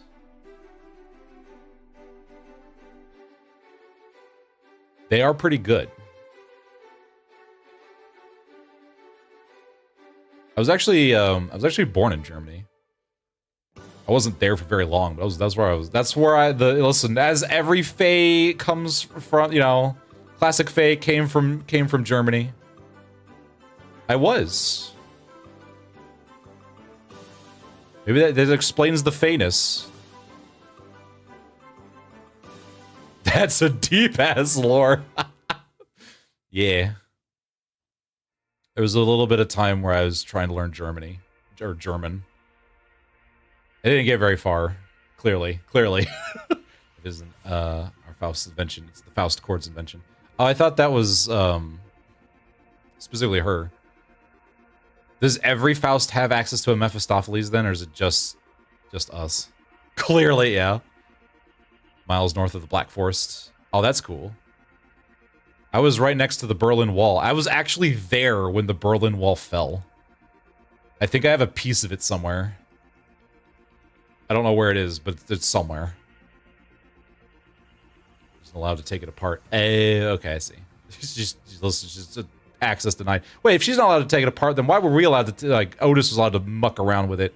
We found some random hobos at a beach to mess around with it. That's fine, but you know, the lawyer just drop it on his Fox boy.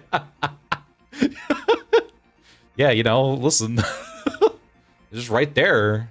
I might as well, you know, they're gonna just grab a piece of it. Lore drop type of day, really is, German Schnitzel. I've had that. It's pretty good. Not bad. I like German food. It's pretty good. I like German food, and I like a lot of Mexican food. I guess really I like it. I just like food, man. I don't know. I think my favorite's probably German, Italian, and then Mexican food. Asian food's pretty good. But it's just like hard to make. Old PMS lore drops. That's how it goes some days. Do not win a fight against ultra spicy kimchi. Oh no. How are you supposed to lose against ultra spicy kimchi? I guess what defines is losing. I said I was gonna sketch. Oh, here's what we're gonna do. off.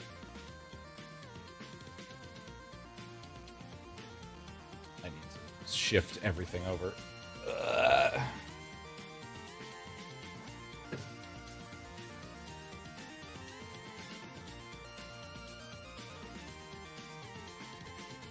Bye, everyone. Off hacking reality. They're off hacking reality. Oh, no. You have to hack the planet. Oh, it just says do not win. You can't win if you never fight. You know, that's a good point. It's true. Sketch time? We're sketching all right. I need to practice my quick sketches so I can do stupid comics. Where's the...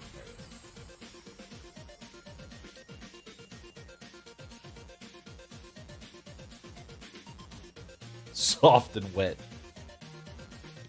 I love soft and wet. It's one of my favorites. We're gonna see if this breaks everything.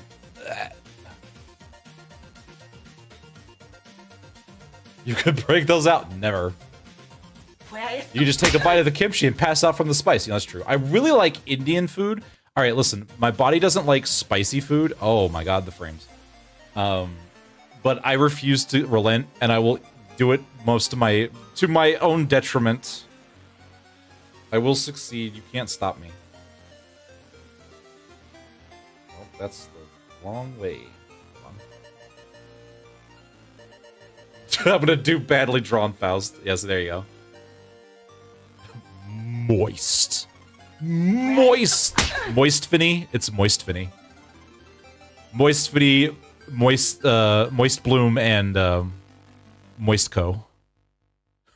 Don't slap me. Moist.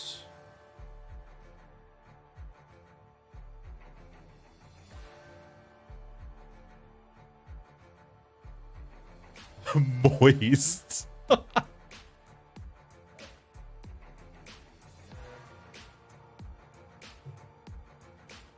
I'm not a fan of Moist Finny.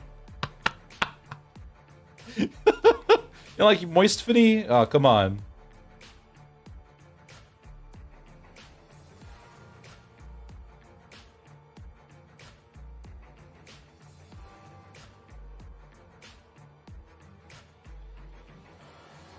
I mean, you can at least do I moist. Yeah, but Moist Finny just sounds better.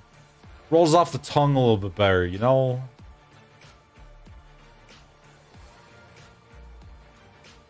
Let me do the studio mode. Capture primary monitor. There we go. It was. I am. If is soft and wet an intentionally JoJo Part A reference? Is that a JoJo reference? Review off suggested. That's pretty funny. That's pretty funny. All right, let me. And JoJo stands that I didn't care enough. Clip studio. Good taste. Exactly. I need to. I need to watch part 7 and. Like, I need to catch up on JoJo's. It's been a minute. Been a heckin' minute.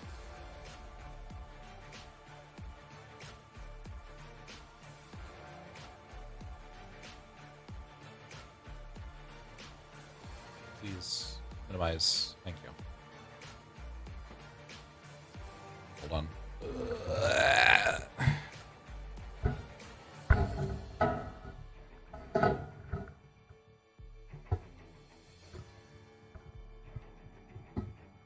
Some of them are just straight up stand names. You know, that's true, as you do.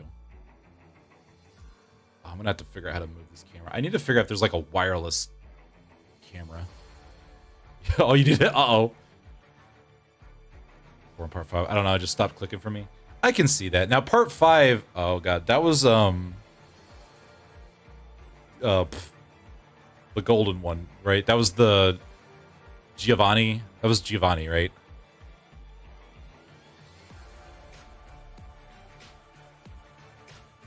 I want a big sketch page, please. Giorno. Yeah.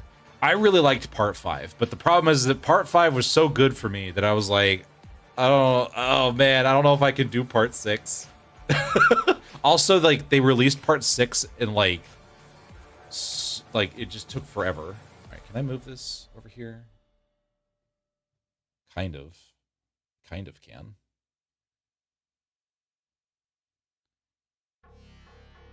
That's kind of tracking. All right, we'll call it good.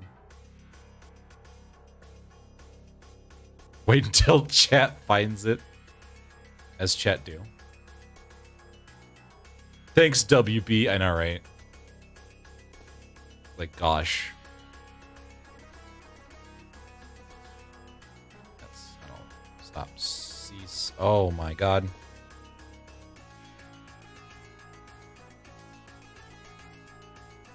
Yes.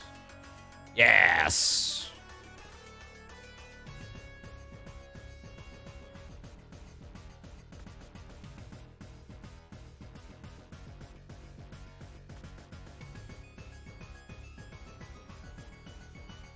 I need to program these buttons, my god.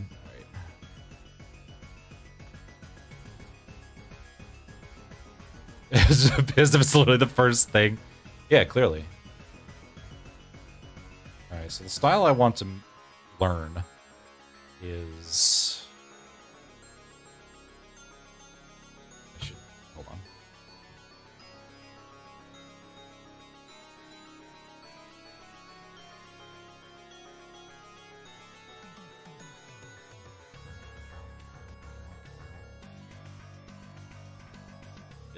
This is what I want to do. Is there a... There is...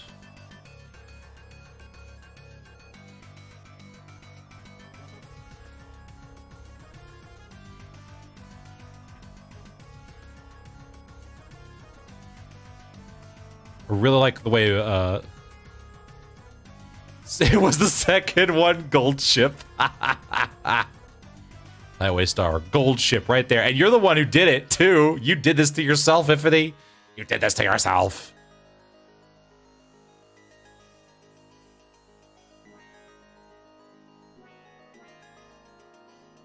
I know. All right, I scoot up here. So I'm so madaged.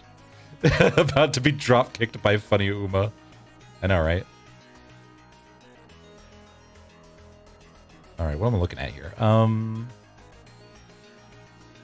It's like side profile.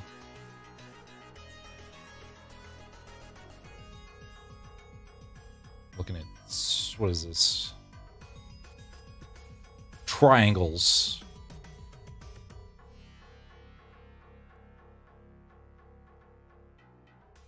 I was to invert this. Freaking Vivzy Pop ass build. It's very Vivzy Pop-esque, you know. Gold ship grants the power to summon boats, turn things to gold, or just super drop kicks. Yes, all of them at the same time. All of them at the same time. By the way, has anyone here seen Iron Lung, by the way? I'm tempted to just do sketches. How big is my pen? It certainly isn't. Where's my pen? Where's my pen? It's not big enough. It's white? Oh, it's white. That's what's happening. You want to see it? It's so good. Only thing missing is the sharp teeth smirk. Yeah, you know that's true. I just need some sharp teeth, and we've got ourselves a has-been hotel over here. It's so good. It's like it's been a long time since I've seen a good like horror movie, especially cosmic horror or eldritch horror, built like a Vivzy Pop character. Yeah, funnily enough, Marbolo does a lot of Hellhounds. She does a lot of Hellhounds. Also, speech bubble with nothing but the word "fuck" in it. She does like to curse a lot. I mean, it is hell, but you know. It needs to be used as more of a spice and not as the main dish. Oh man, I can feel the rant. I can feel the rant. I'm gonna rant again about Has-Been Hotel.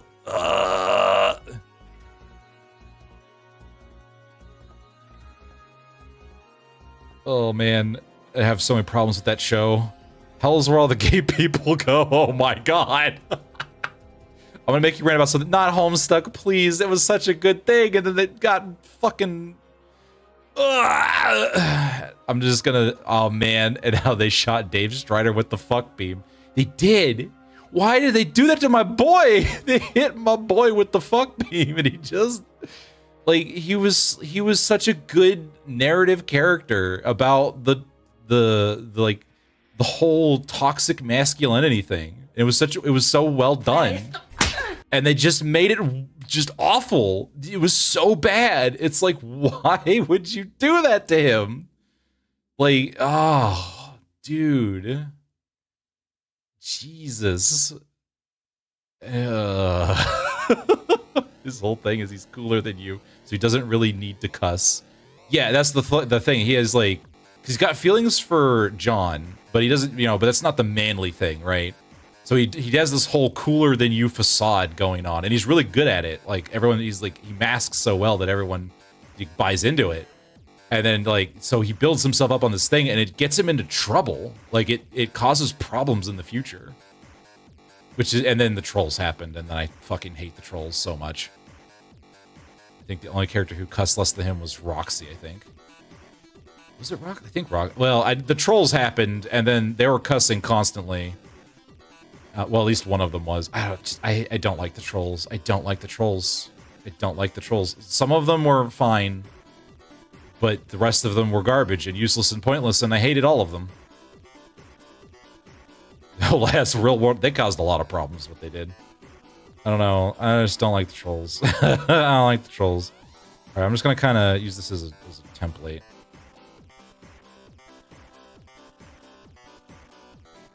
We need sketches when I could just do this.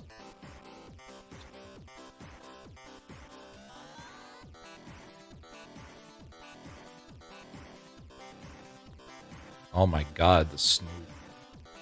I need to be a little more... Oh, I guess... Well, that's the whole thing.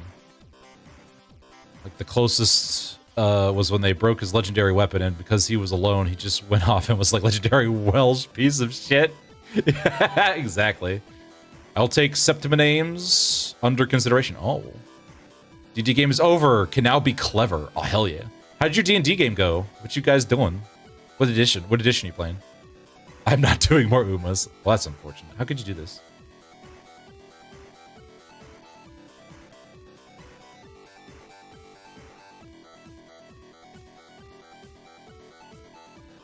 How could this happen to me?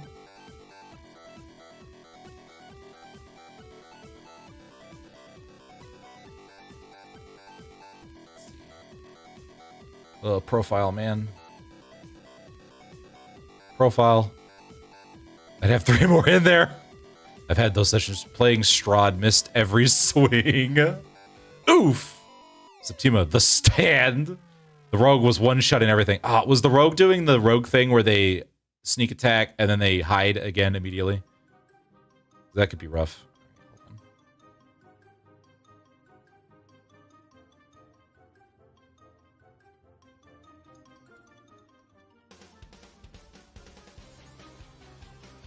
I don't know what I'm doing here. Help. I do need help. Yep, yeah. It's a little rough because, like, that's kind of the rogue's big thing where they jump into combat, do a thing, and then jump out of combat and then hide. Taffy used to do that a lot because Taffy was built as a skill monkey, so the only damage he could ever do was sneak attack. Like, I keep having the DM keep giving me more powerful weapons. It's like, well, that's not really where the damage comes from. The damage comes from my sneak attack, and the ability to hit multiple times, which is why you don't give your rogue multiple hits. You had some excellent banter, though. Oh, what kind of banter? I'd like to know. Inquiring minds would like to know. I have forgotten how to do everything I have ever done. I guess it's just like a triangle.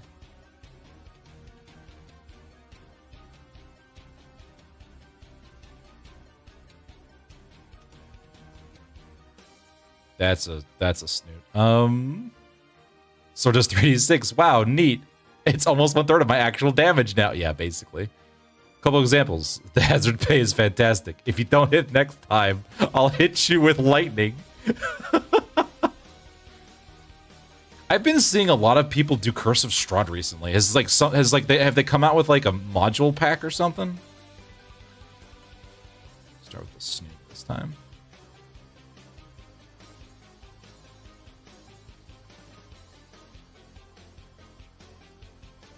That's too far.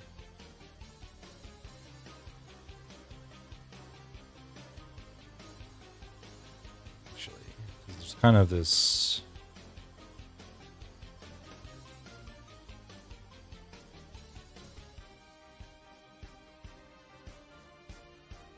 This going on. I need Zafane here, damn it. Better modules. Oh, okay. Basically like one of the 2 horror modules in 5e. It's the good one. Oh, I see. It's a full-blown campaign. Oh, okay. The Wand of Bone. It turns bone into bone. Patent pending. Yeah, you can never go wrong with bone. Bone, right?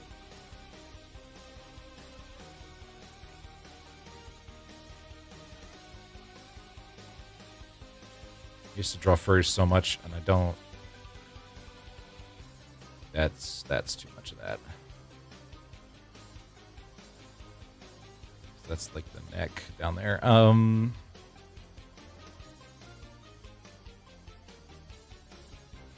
That's not too bad. And then I have to add hair and stuff.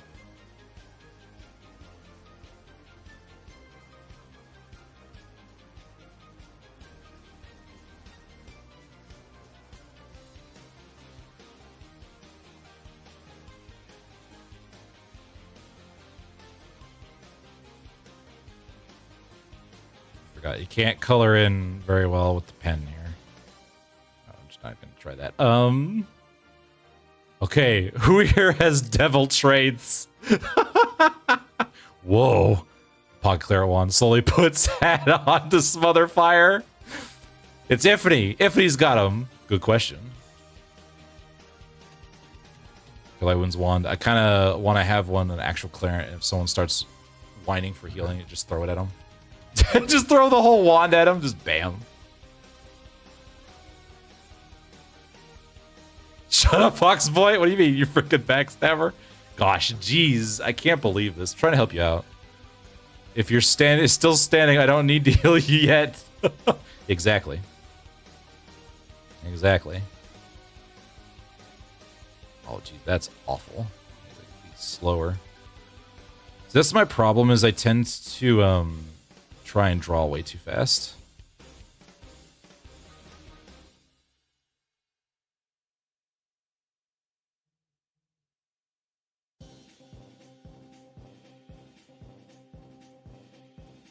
Pikachu ass looking ears. All right. An item crafter. Yeah, see? And then you just leave healing to yeah, you just get all the healing you want. You just need to pony up the dough. Yeah, then you can just heal on your own time.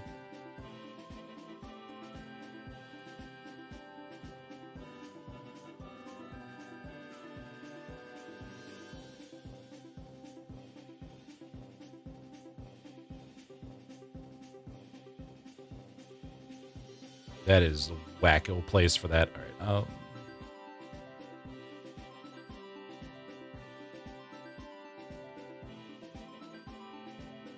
Drawing fast is a good habit to get into, in my opinion. I say as a slow artist. I guess that helps with the sketch stuff. You don't own this time. Time is a free Fae. You know, that's fair. That's fair. That's true. Pay with the material cost for making Light Wounds wand. That sounds like it's a you problem. Yeah, exactly. Exactly. You make up the wand, you just throw the wand at him. It was one of the funny things that's happened to Taffy, is that campaign's still kind of going. Taffy, because recently, you know, Taffy's just been a rogue, right? And so the rest of the party's been getting, like, stuff and, you know, items and stuff and everything. And I'm fine with Taffy, because Taffy's a narrative character, right? I don't really know. The problem is we get into combat, and it's like, what does Taffy do? Well, Taffy shoots a dude, and then he hides away. It's like, oh, okay. And they're like, well, you know, what do you want to do, Taffy? So they made him a soul knife. And I was like, okay, so I got some teleporty blades, and I can make psychic blades out of stuff. And he's, you know, and I do it in the rogue is too easy to get geared up. Yeah.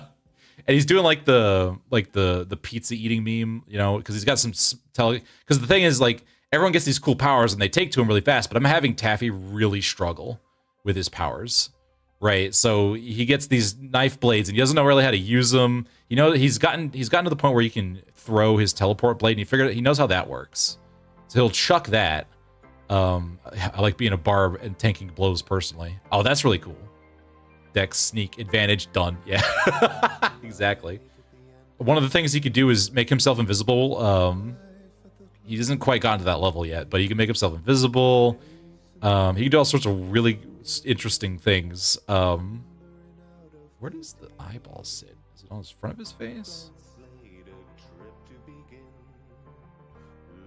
It's not awful.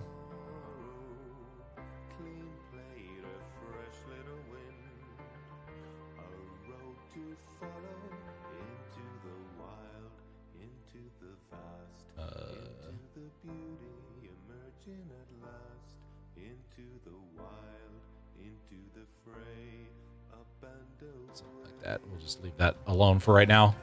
Does not realize the kind of player you are. And then there's the so then later they were like, oh, what if Taffy started learning how to do magic? I was like, oh boy. So basically, in the party we have a wizard, and so it's kind of like we've taken some pieces of the rogue archetype, and we're using that as you know, so that's how he learns spells and stuff.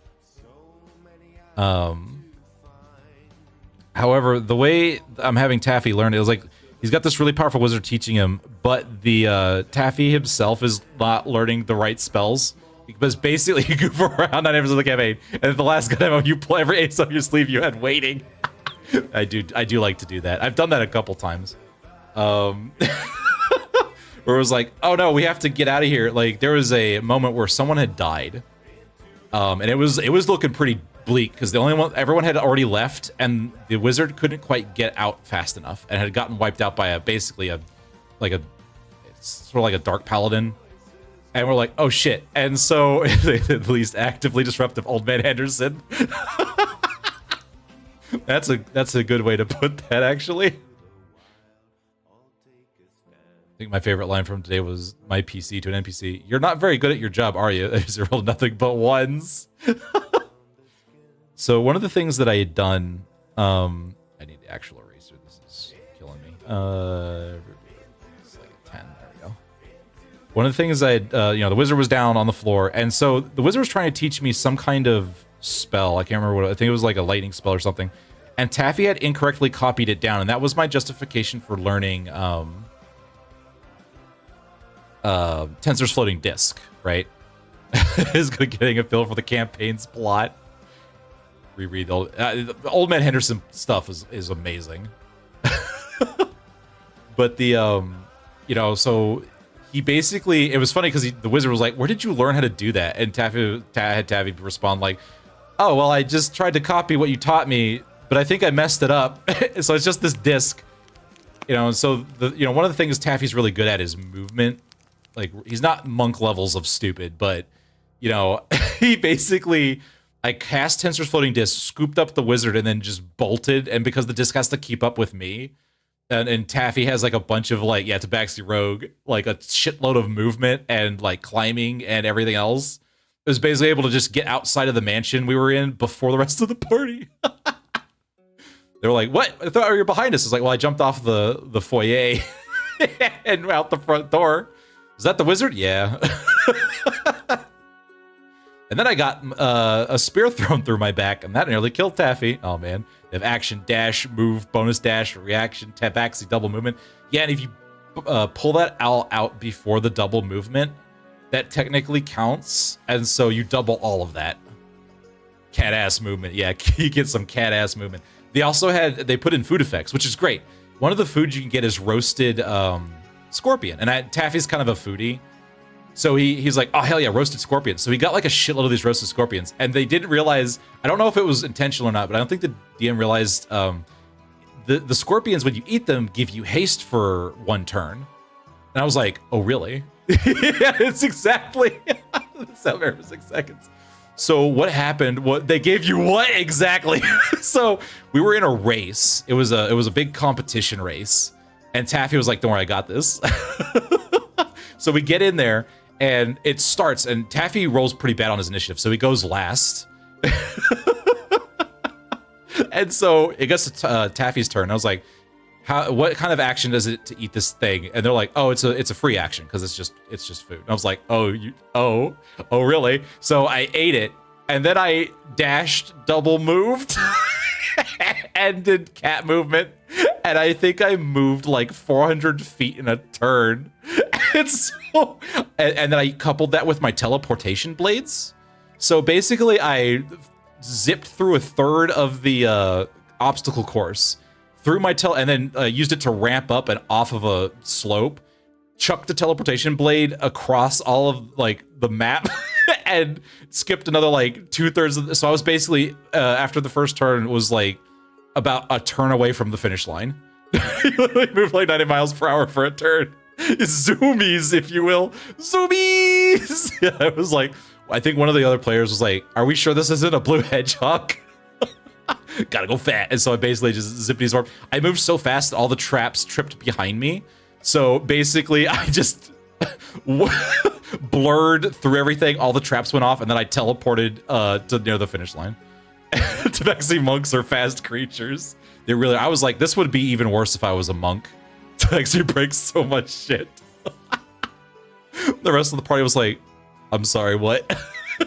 And so basically for the rest of the race, Taffy, it was kind of like casually walking around near the end to disable all of the final stretch traps so that the rest of the party could get through without much problem.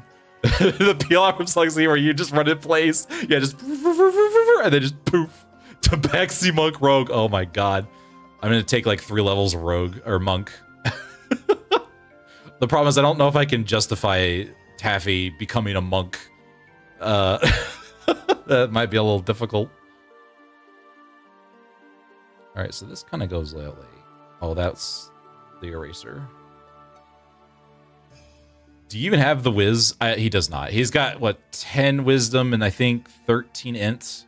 And he only has 13 int because of a bonus thing he's got going on right now.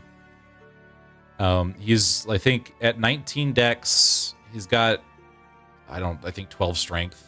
He's got like 14 or 16 charisma. I can't, because he was a salesman, right? Oh, I need 13. Oh, I see. That makes sense. That makes sense. I don't like that.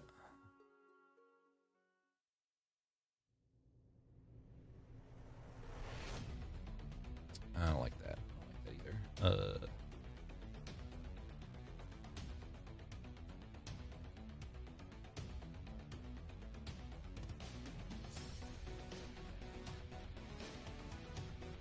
I don't really like the rounded. I kind of like it more pointed.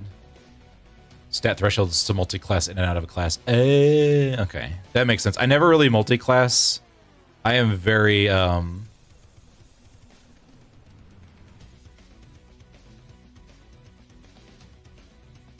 very much a single class. I like to pick a class and stick to it.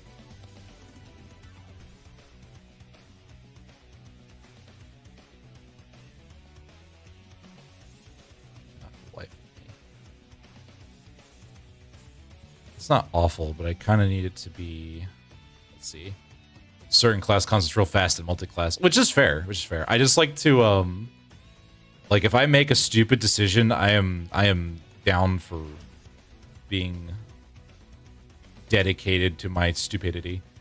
I think, oh no, that's what that button does. There's only been 2 times where that has gotten me in trouble. The first was with Final Fantasy D20's Chef, which was just a travesty. The second was a Scarf Dancer. I was a Snake Lady Scarf Dancer, which is interesting. Unfortunately, Scarf Dancing is not a great class. It's just shitty wizard. Much like Chef is shitty wizard. I don't know why wizards are hard to do, but apparently they are. Tanked some of my character's effectiveness because of this, and I will never regret it because I'm having... Yeah, exactly. As long as you're having fun, that's the big kicker there. In the case of my tail dancer, or not my tail dancer, my scarf dancer, they're afraid of making Chef good. They could have made it really interesting. I don't know why they didn't. It's time for a quick Killing the break. culinarian. Don't I know, go right? It's just anywhere. gone now. It's The just straight up stream will be gone. back It wouldn't be that hard to positively fix soon. either. Just you can just do Foxy just Moji. combo wizard. Just combo wizard. I don't think they have a combo wizard. Just be like, I'm gonna chain these tiny spells together to make a really cool spell. It's basically what it was. It was, we want you to eat food in an order, and you stack the buffs on it to each other, and then you get a big buff if you pull off the whole combo. Just do that. It's not that hard. Combo system for 90% of everything. Oh man, but that's what makes that sort of thing fun. Is the comboing system.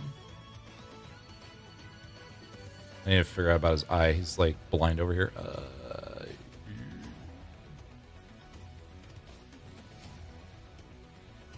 Actually, I guess this is his eyeball.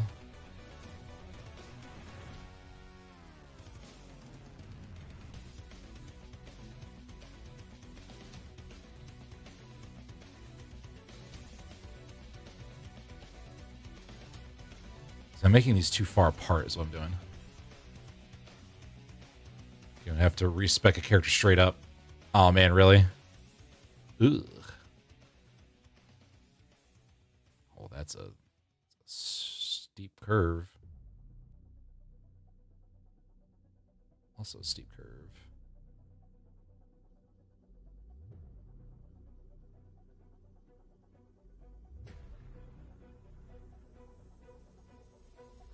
There we go. Archetype exists anymore. Are they like, I don't know what's going on with Final Fantasy or FFD 20. It's like really squished.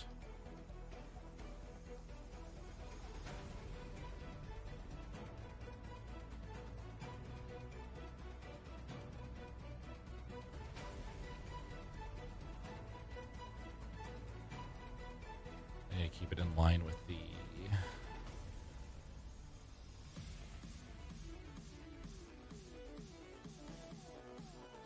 Well, the rogue archetype that did combos. Oh. An opt-in kind of thing. Yeah, like you don't make the main class the combo class. You make them a oh, excuse me. You make them like a subclass, right? I have to dig it up. I can't believe this, Tiffany.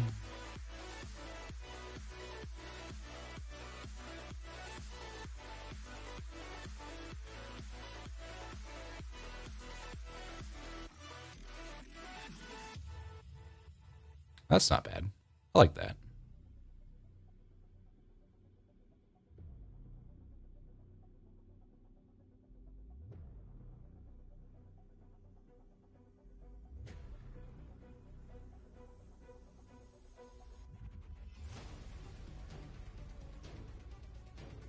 If I just draw the same thing over and over again a million times, I'll eventually get something I'm happy with. I don't know how artists do this. My God.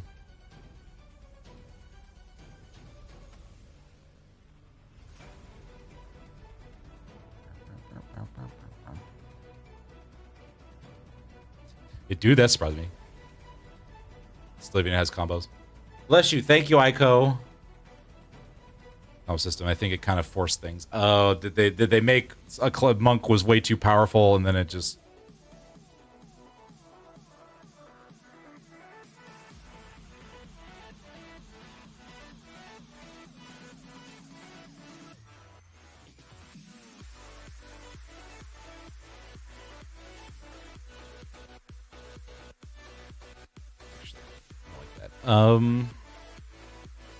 Smug-a-Fox. I know, look at how smug he is. Monk was too confusing, and now it's back to being strong. Oh, I see. Gotcha.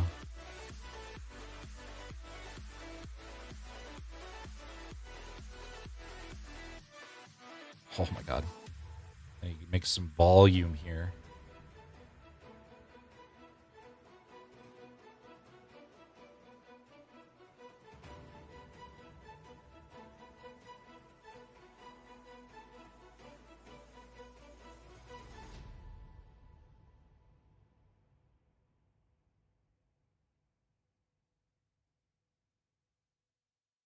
Whoa. As Ricardo Limbus Company, that'd be pretty funny, right? They deleted Behemoth style. Oh. Terabag key supply. I have an entire character idea that is Ricardo. I've stopped minimaxing a while ago. Personally, good banter is what makes the D&D. Yeah, well, it's because having flaws and working around them, that's what ends up being fun.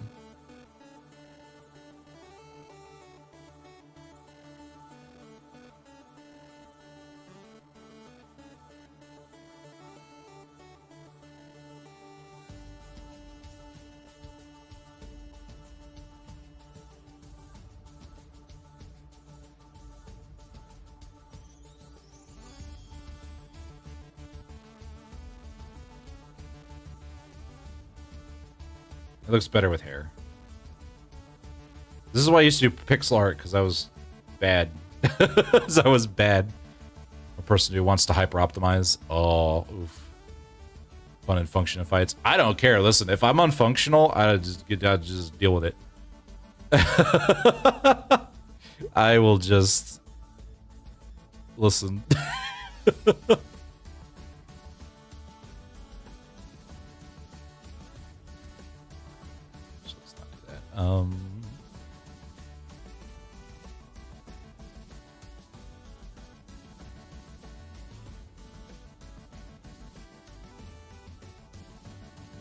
Jeez.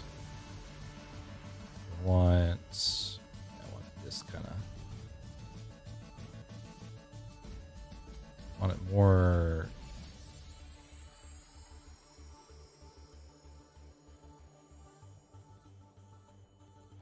Can't draw straight lines. Tank life. Just go out front, get hit on taunt. The rest of my party can't do their thing.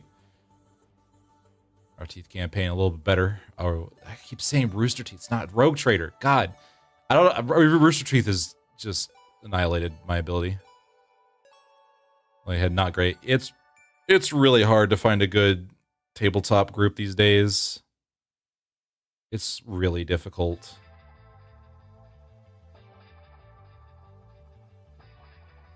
I don't know why it's so difficult, but...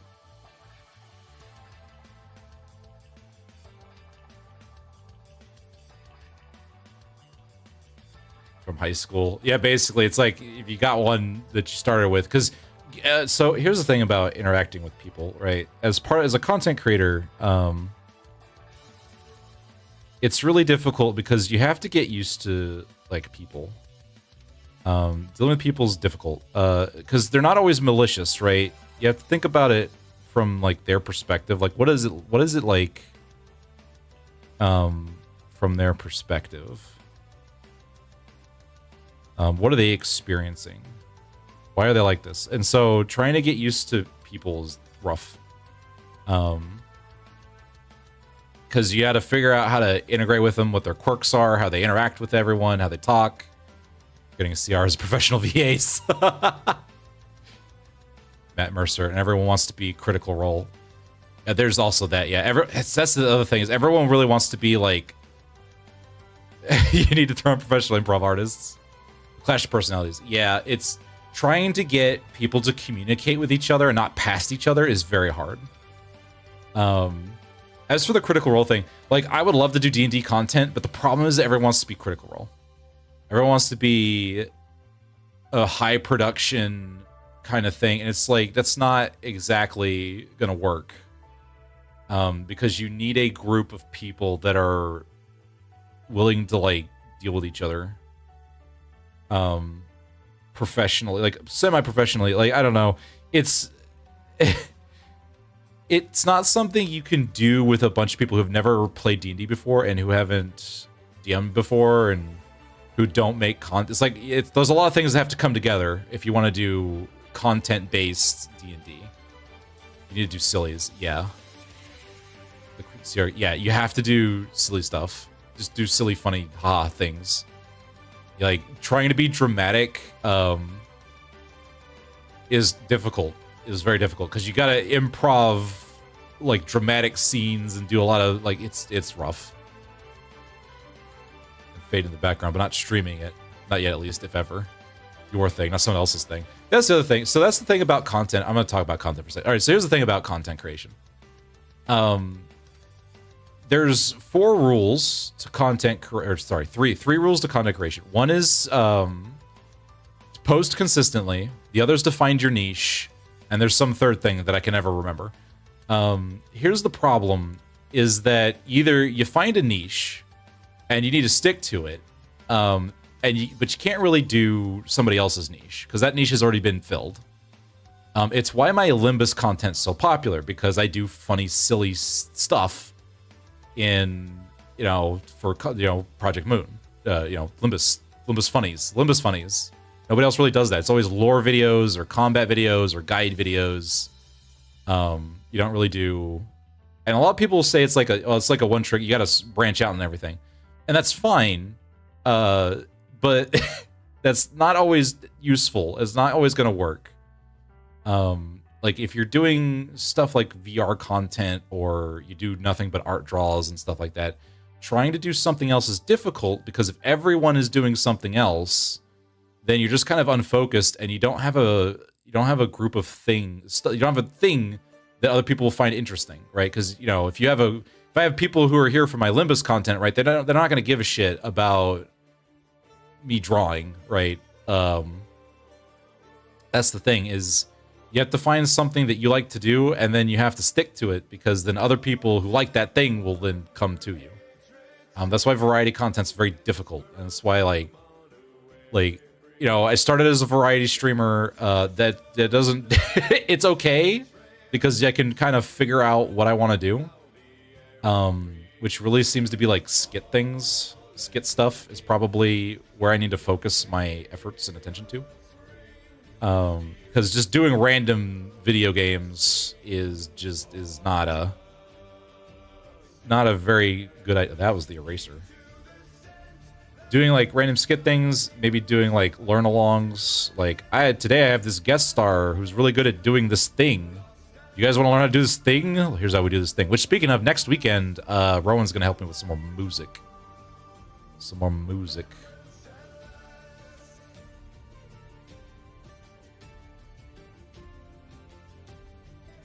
see here.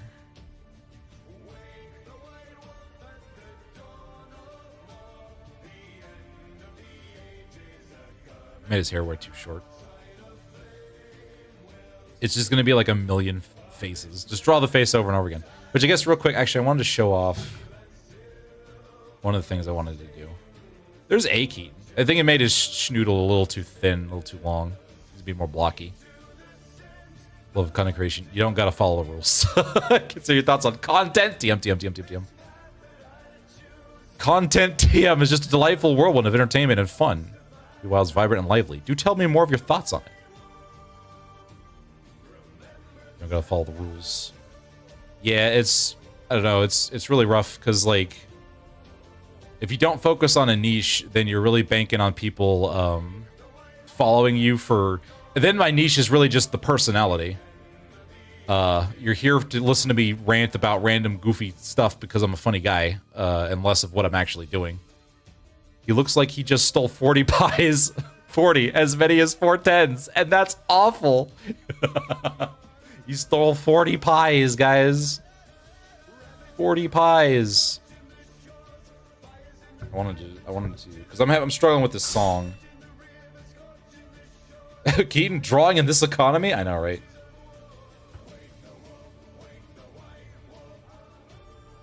Also, thank you. You can post that to Bluesky, by the way. Basically, if a moderator makes, if one of you guys, Ico, Ifany, or Time, if you make one of those post things, you just straight up post. I trust you guys enough to post it to my Bluesky. It's Gastella! Oh my gosh.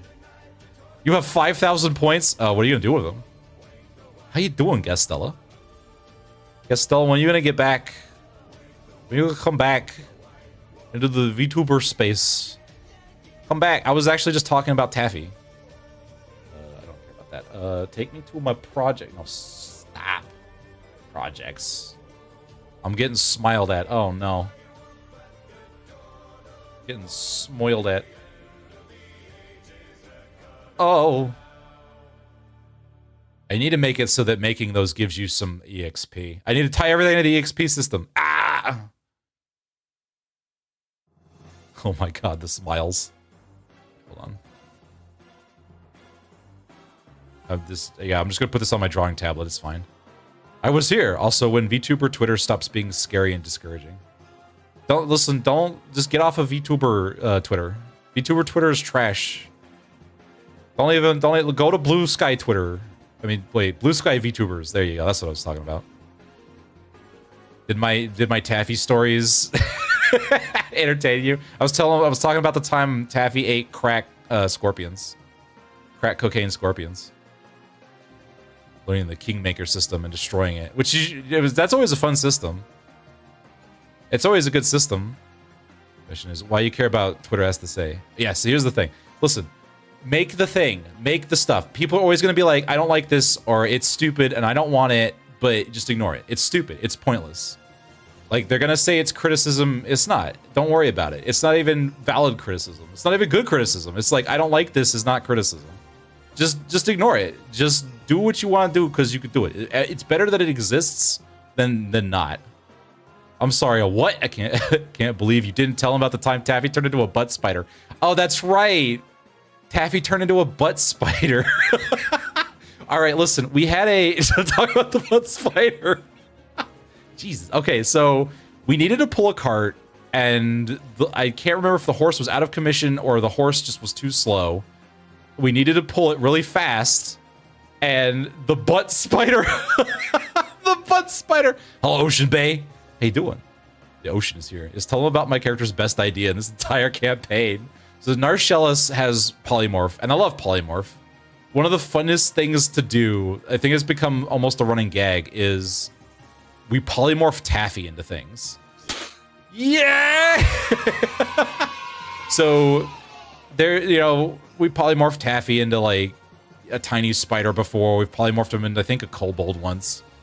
And so we needed to pull the cart, and Taffy was like, wait. All right, I think Narshellus was like, wait, I'll just polymorph Taffy. I need to polymorph you. We're going to polymorph you into something. And it's like, okay. Gotta make Taffy useful somehow. And so Narshellus was like, okay, I got it. And so, Taffy gets ready to pull the cart as something.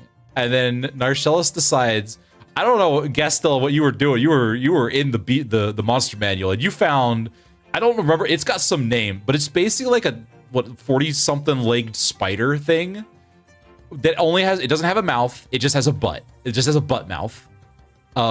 That's the only orifice it has, and it has like a bazillion legs. Yeah, it's a Chidwencha or something. Yeah, Taffy, the TF victim. And so, because Taffy doesn't understand what's going on, so here comes Narshellus, slaps Taffy on the back, turns into a bajillion-legged butt spider. 2 or 3. That would explain it.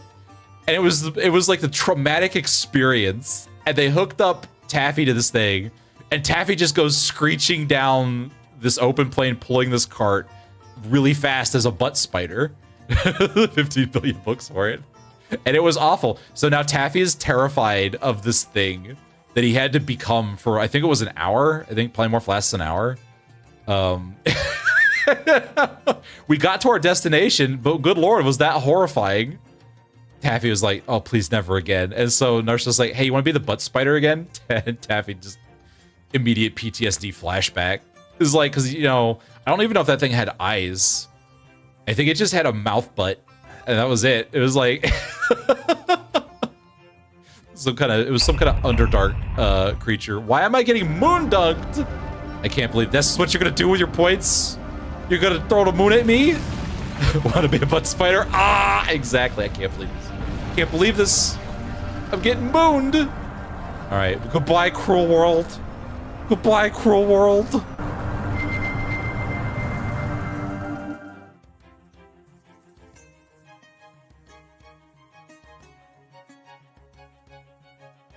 Sending me to the land of Termina over here. I can't believe it. Ugh. I can't believe we didn't get perfectly cut off Scream. I know. I just was like, I should probably actually add the Scream as sound effect to that. Just go, ah! Every single time I get hit with the moon. I gotta try and pull together a live campaign. Oh, I would love a live campaign. DM guide to DM it. That's true. Don't.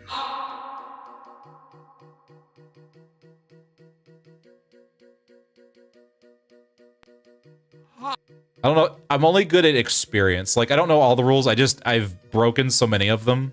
Like that. Yeah, exactly like that. Yes, perfect. Loads 50k points with the malicious intent. I need to put the custom card redeem on there. That's what I need to do. Put that back on there. Sketches I need to put on there. Only when I'm doing these streams. Oh, that's right. I wanted to play this song so you could hear it and tell me what's wrong with it. No, stop. Cease. Whoa. Yeah, I would love to do... Wait, did you pin that? You're so good at knowing rules. I know the rules because I know how to break them. That's about it. This is the music we're making. This is one of the songs we're making.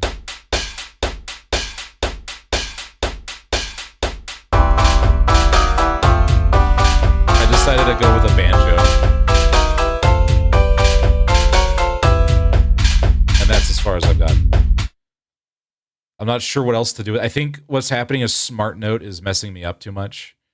Yeah, exactly. There you go. That's I don't know if it's cool. Maybe I just listened to it too much. Reminded of Mario Paint. Yeah, it was very Mario Paint-esque. I don't know if I'm married to the banjo or not. I think Smart Notes is messing me up because it's like, oh, it sounds too busy. I think I need to go down to like single notes. Because like this is the bass and this is supposed to be either the melody or the harmony. I don't know which is which. But one of them. That's one of them. I think the other one I made, go back, was this one.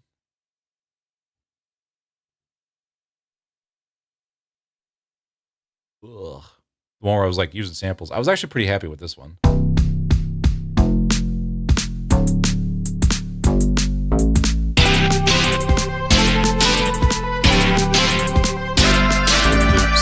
Get access to lots more stuff.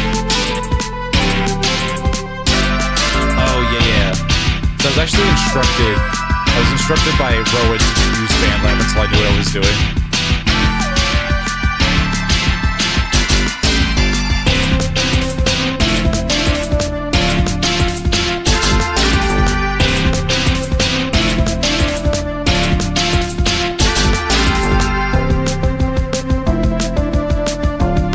Rat Jam.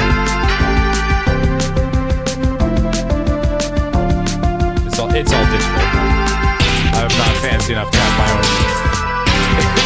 instruments yet.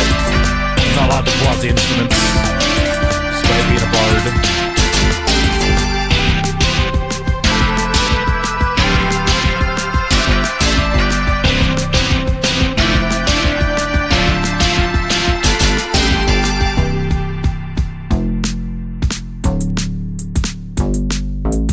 Yes, I think because this one, like the it's going. Like the bass is just a single note the whole time, which I think that's what I was having problems with. I accidentally was like, what if I did Smart Notes on the bass, and that was a problem. That was a problem. That was an issue. And there's my goofy ass Keaton just floating around.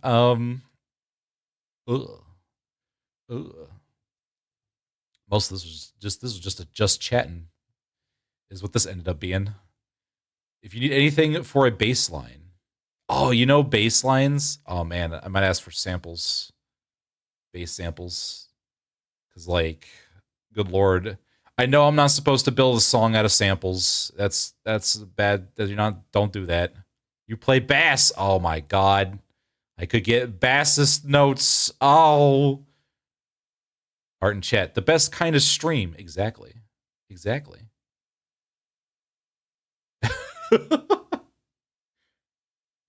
Oh, but man, I would love to be a part of an actual streamed campaign again. That would be amazing. That'd be awesome. Foxboy's assembling a full-on Avengers team of creators. I am.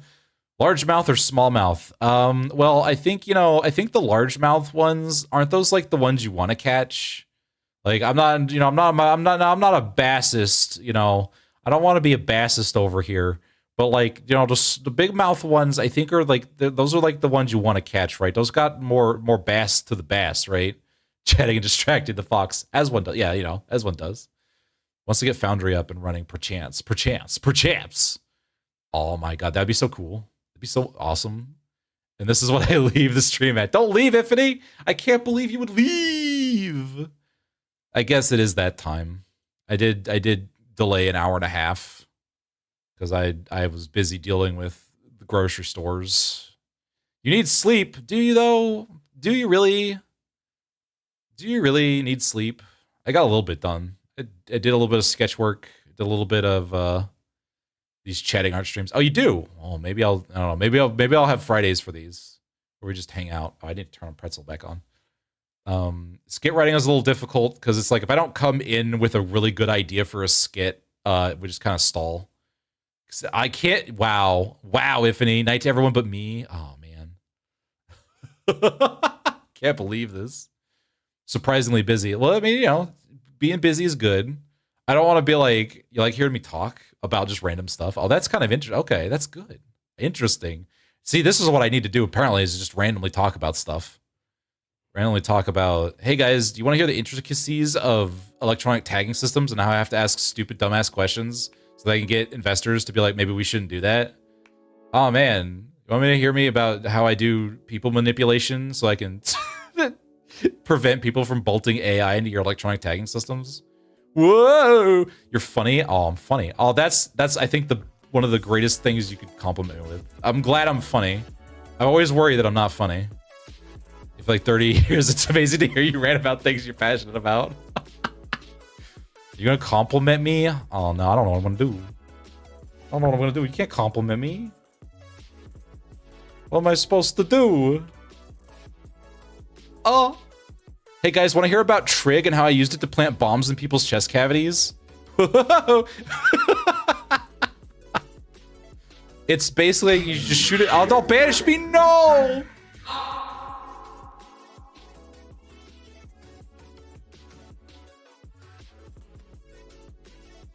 That's right.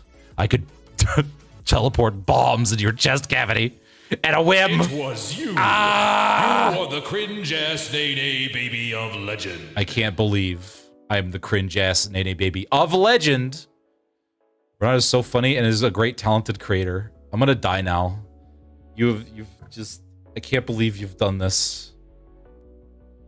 I don't even know what my emotes are anymore. Just gonna. Don't you gremlin at me. Don't you gremlin. I need to update my emotes. Now that I think about it. I've got a bunch of these emotes I need to update. I keep forgetting about it because I don't want to dig through Twitch's goofery interface to update shit. It takes forever. Like, did you upload the emote in the 3 different resolutions? It's like, bro, just upload it in the 12x12 and scale it down. It's not that freaking hard. My Fae faction system does that. You can programmatically scale images down, you stupid interface. Don't make me upload 3 different versions of the same stupid... Oh, it's so dumb. It's so dumb. Why is it like this? Why is it like this? It's like this to piss me off. That's why it's like this. Makes me mad. Just scale it down. It's a square. It's a square at every resolution size. It's not that hard. Things like that. Yeah, and for no reason. It's complicated for no reason. No reason whatsoever. Oh, I need to... Oh, geez. I just remembered. I need to actually finish publishing my app to the Twitch extension store so that people can use it who aren't just me. Shit, I forgot about that. I forgot.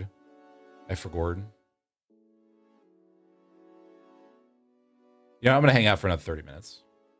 Just because I want to. Do you use circles when you draw? Sometimes. I was actually practicing specifically to just draw without sketches. I was going straight into the pen work just to see if I could. I should probably go back to the thing I did with Talkie. That was circles.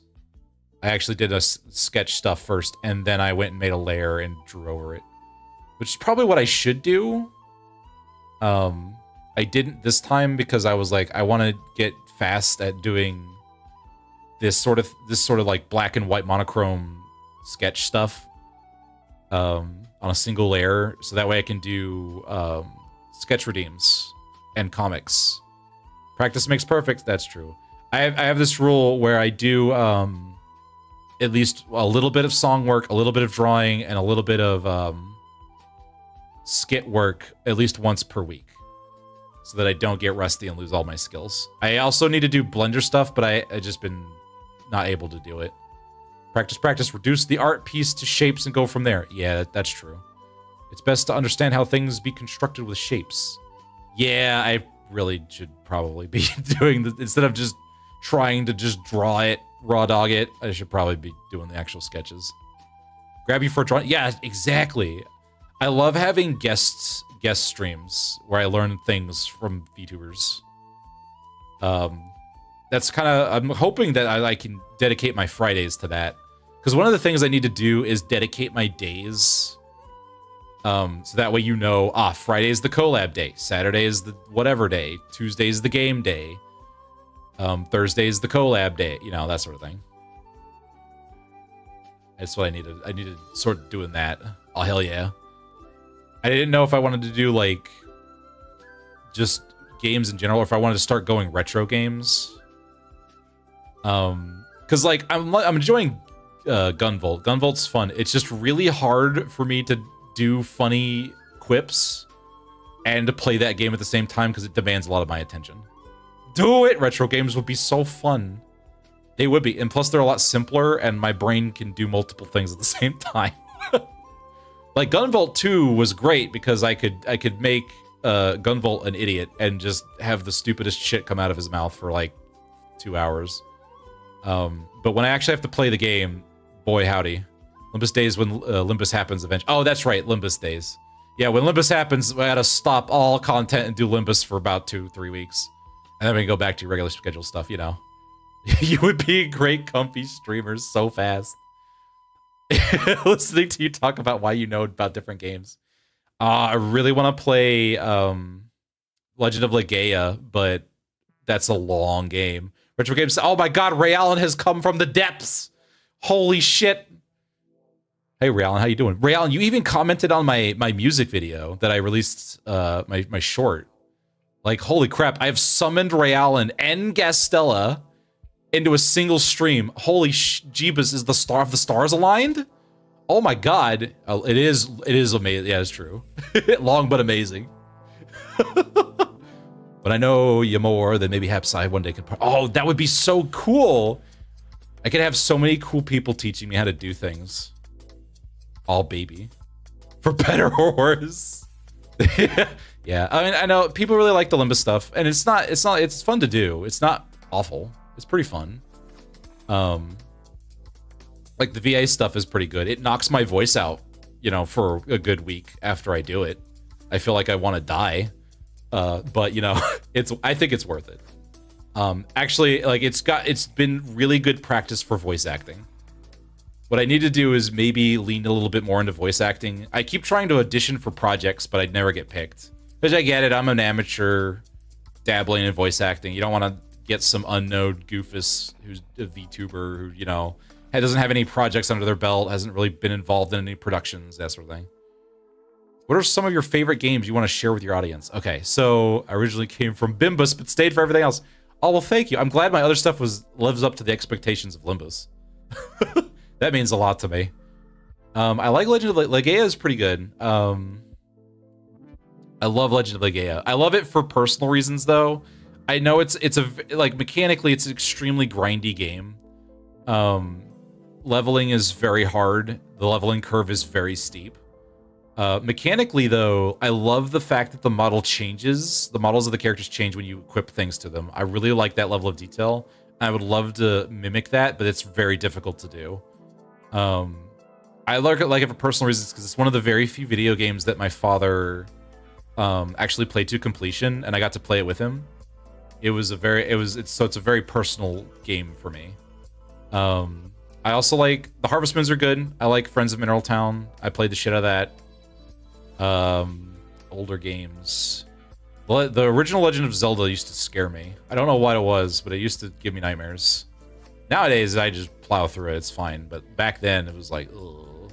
I think it was because I stumbled upon Dungeon 8 before I was supposed to, and it just stonewalled me. Freaked me out.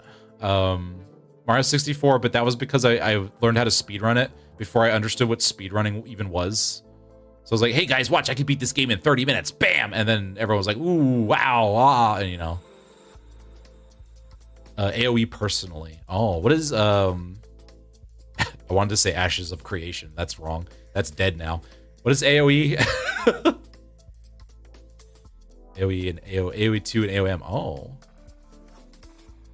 8 bit pixels are scary. I know. Well, because that's the thing. So hold on. What I'm gonna lay us some, you know, every stream you play of Harvest Moon Rune Factory. I do want to try Rune Factory. Oh, Age of Empires? Age of Empires. Oh, okay. Oh man, Age of Empires. I've heard a lot of good things about that. I'm not great at it, but I enjoy it. Yeah, I'm too stupid to play that game. I played it a little bit and I was like, oh, I'm dumb. I really like Kenshi is one of my favorite series. It's not really retro. I mean, it's 8 years old now, but just it's got that retro feel to it. It's got all that jank, like, wow, this game is barely holding together, and I love it for it because it just gives it a lot of charm. It used to be my shit. Oh wow, really? We've got some Age of Empires fans in here. Dang. Oh, but yeah, so pixel stuff, right? Pixels are scary because back in the day, and this is an interesting game design technique. Back in the day, people actually used CRTV output to their advantage. Did you know that Dracula's eyeball actually is a single red pixel? But the reason it's so menacing is because through a CRTV, it blurs the pixel to the 8 pixels around it, which makes it look like like it does the pixel shading for you. And that's what makes it so intimidating. And so you use the CRTV output to actually enhance your pixel art. That's why today's pixel art, if you don't, like people who know what they're doing, either try and do it manually, and that's why it looks so crisp and neat and doesn't really capture the old retro vibe, or they replicate the CRTV application to it and push it through that to get that old retro feel. That's why when you do have a modern pixel art game, and with someone who doesn't know what they're doing, it looks very stale and stiff because it's all crisp, highly visual pixels, which is good. If that's what you're going for, that's fine. That's fine. But if you're trying to do a very specific retro feel game, that's why you can't capture it. It's because the CRTVs are what gave it that that feel, that output. Where you kind of smear the pixels around, which may give everything like a depth and kind of a more realistic feel to it, and you know, because then your brain kind of fills in the gaps and takes all that detail and, like, you know, compounds it. You know, yeah. I actually watched a documentary on why pixels are the way they are, like between newer pixel games and older pixel games.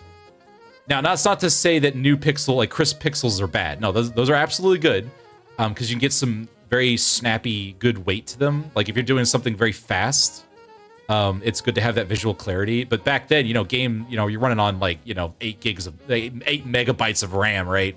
So your game's not going very fast. So you had to give it impact and weight in a different way, and you would do that you would leverage your CRTV output.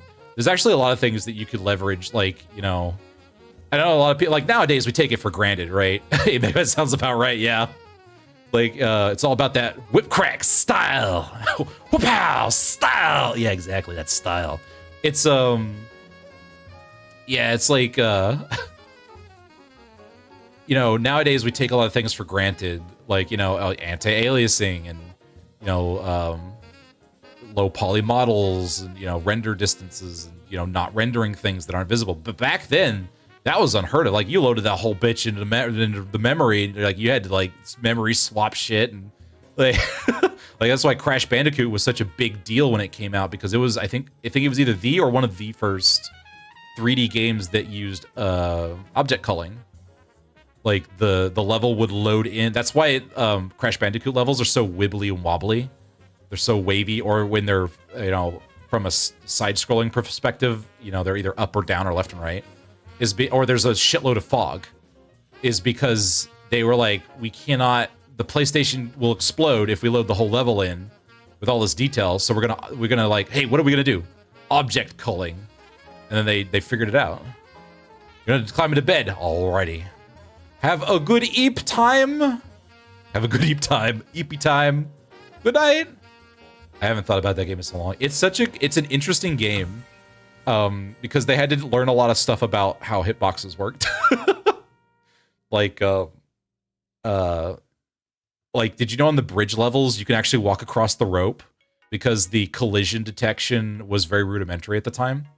That's why in the remake is so much harder, because they cleaned up the collision detection. And so people who played the original couldn't, like, the jumping accuracy was way more demanding.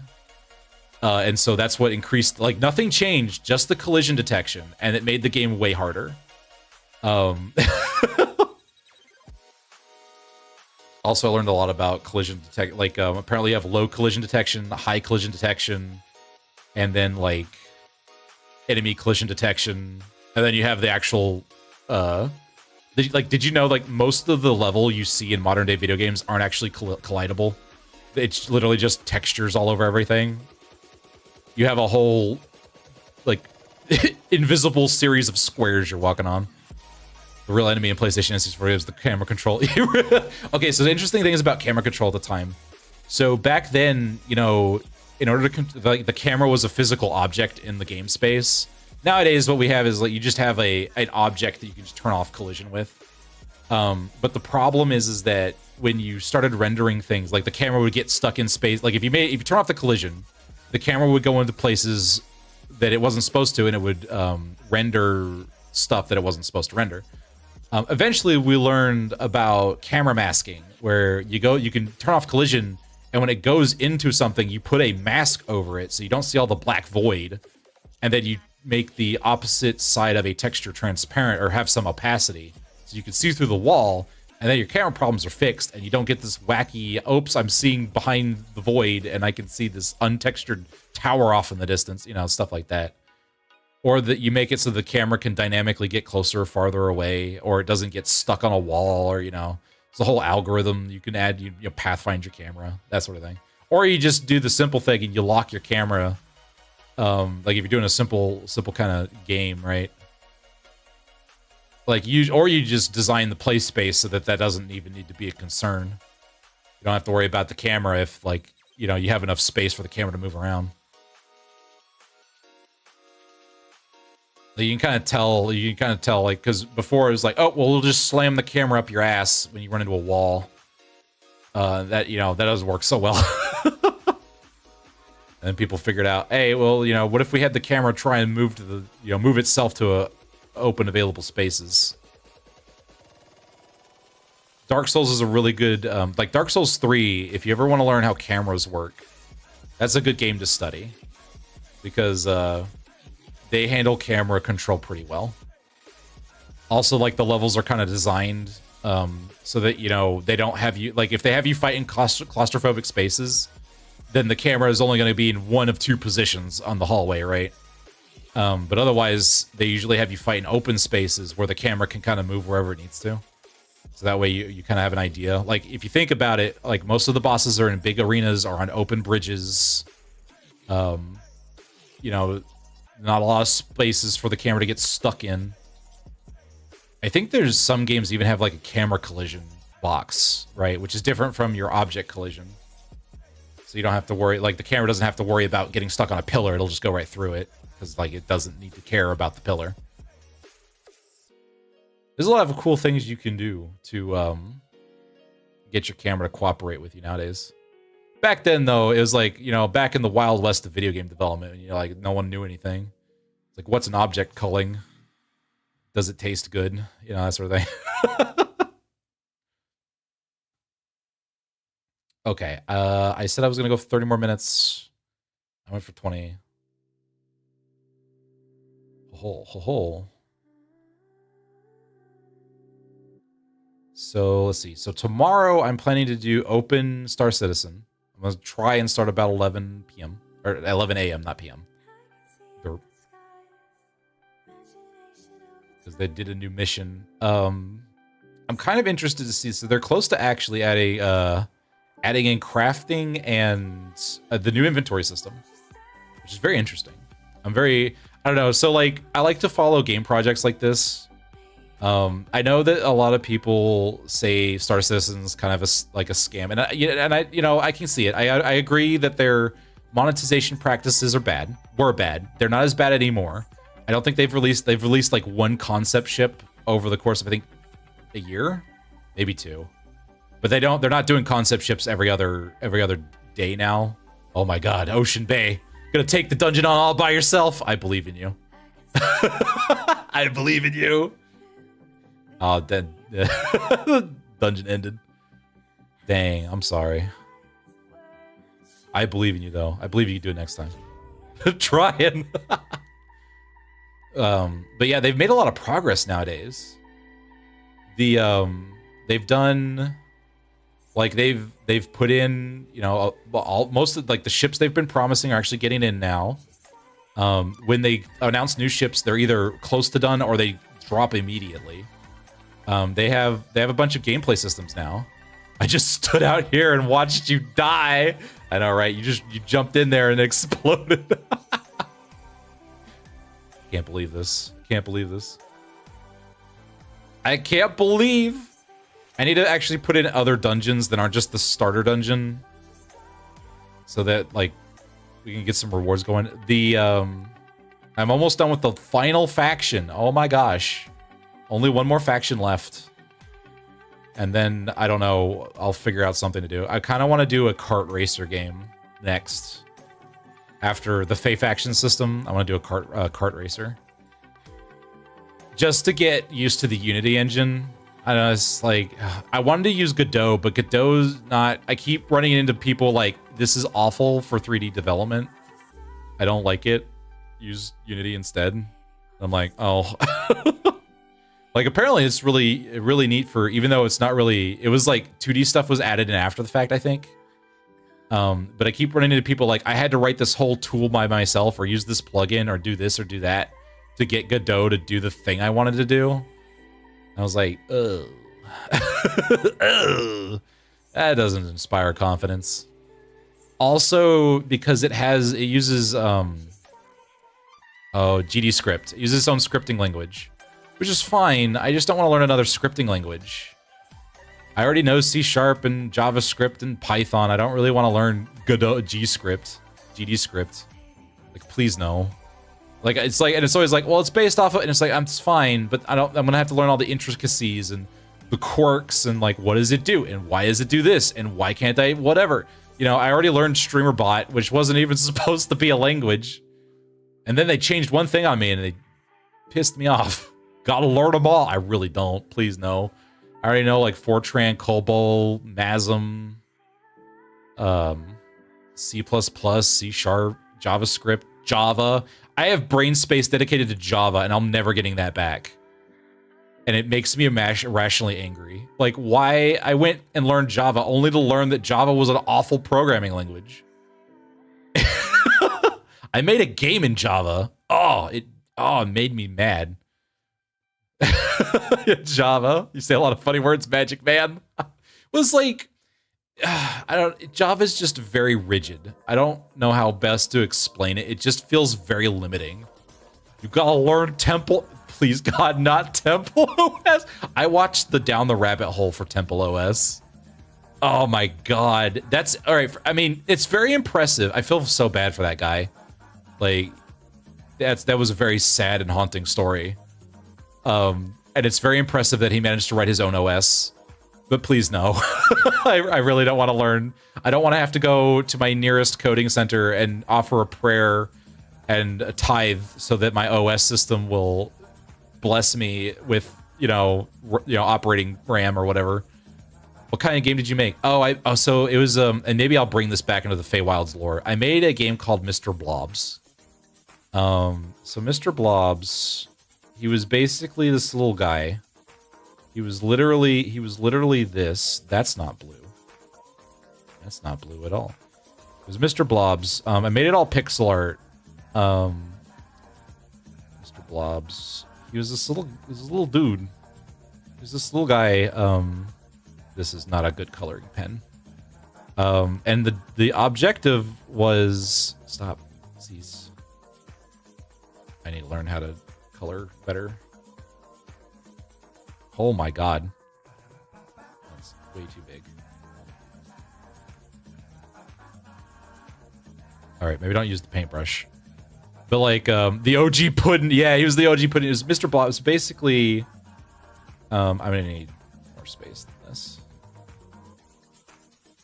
But he, so you had like this little blob guy, right?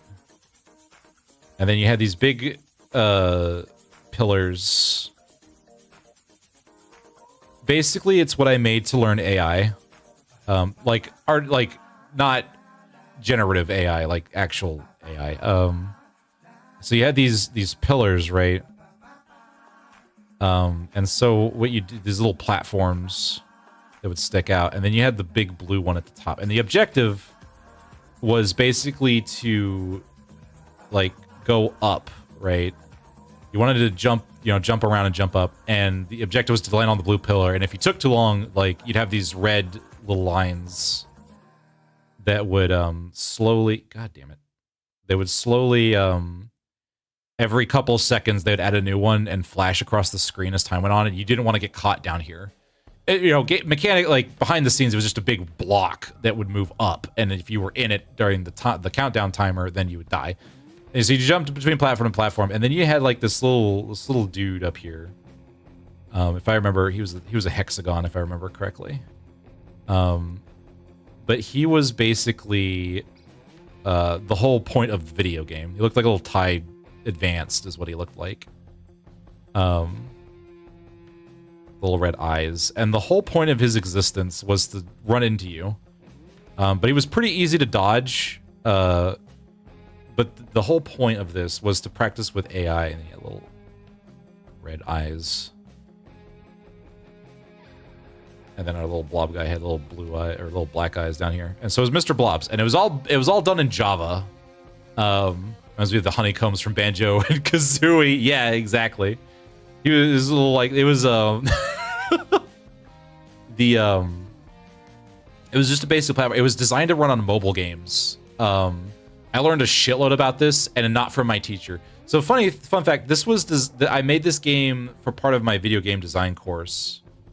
Back when I thought learning things from people was like helpful. I mean, it is helpful, just not from people who get paid $1 bazillion to lie to the campus. That's a whole nightmare. The guy who was in charge of the teaching game design didn't know shit about game design, but I did learn a lot, just not from him. Like about resolution sizes and how to optimize your video game and like how to make a platform and that sort of thing, how to make collisions and stuff like that. Yeah, this was all done in Java. And the big feature of this game was the difficulty levels, because I had it so, you know, you had the basic, I'm just gonna come at you.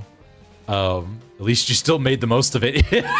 Yeah, he lied. I think the teacher, because he was put in charge of the game design, you know, department. I think he lied. He built his own game engine, which I was like, oh, that's so cool. And then I learned it was an engine written in C++, and it was the worstly designed engine I have ever seen or had to work with in my life. It was so bad. It was the worst. It had to. This is not gonna mean it, but it just like it had the way it did animations. You know how in Blender you put a bone and you map vertices to that bone, and then you can wiggle the bone around and it does stuff, right? And then you basically go in Blender and you move the bone around, and then you make a keyframe, and then you move the bone around and you make a keyframe. No. That was apparently too easy.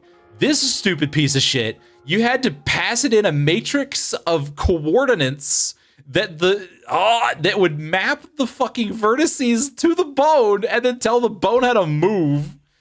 It was the worst thing imaginable.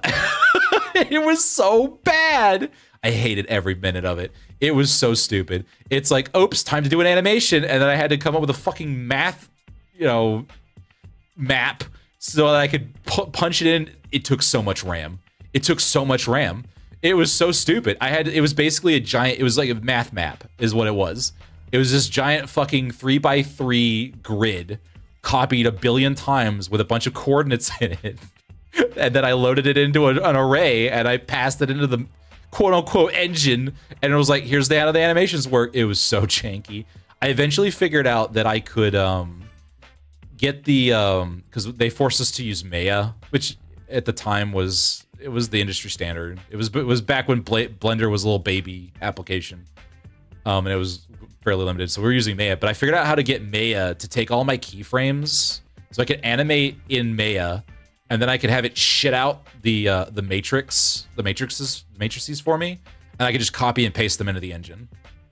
And that's how I got really advanced. Actually, my teacher was very impressed with my animations. Like, oh, let's see, this is how you use my animation engine. And I was like, yeah, that's what I did. I totally did the thing that you wrote and didn't circumvent it myself.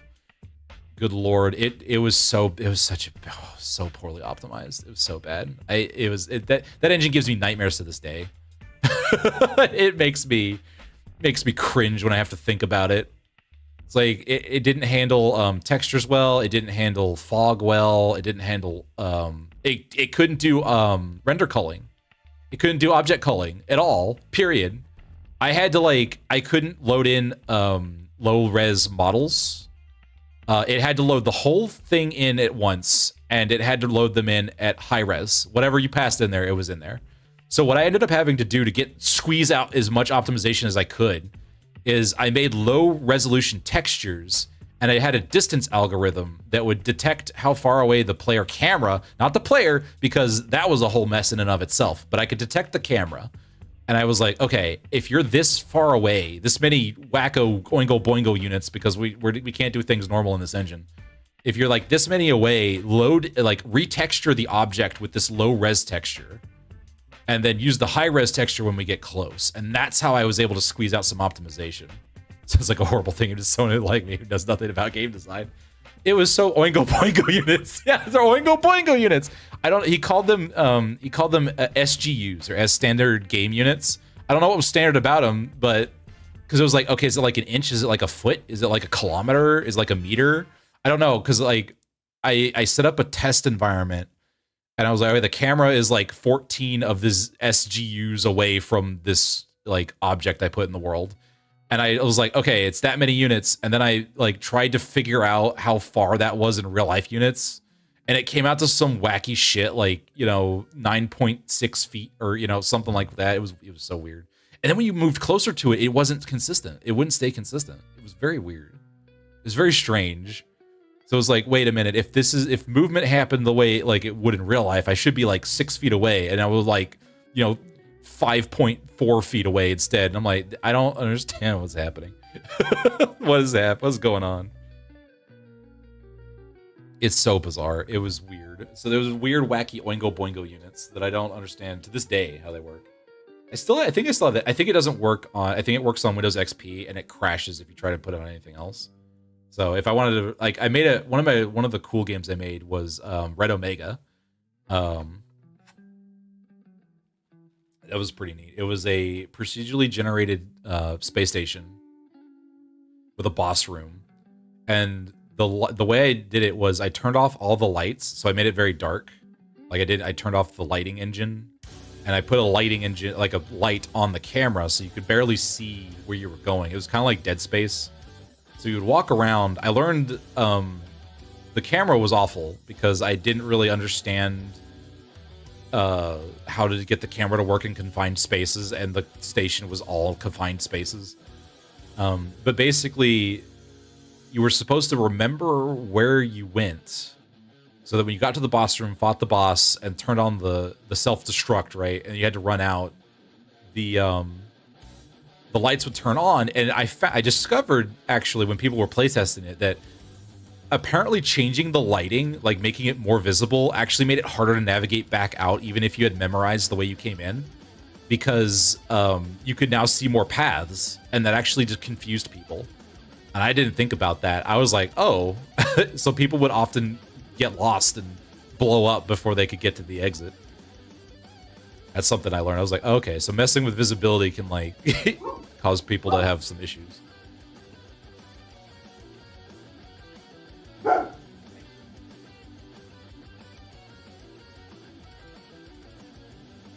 Doggo doing a woo.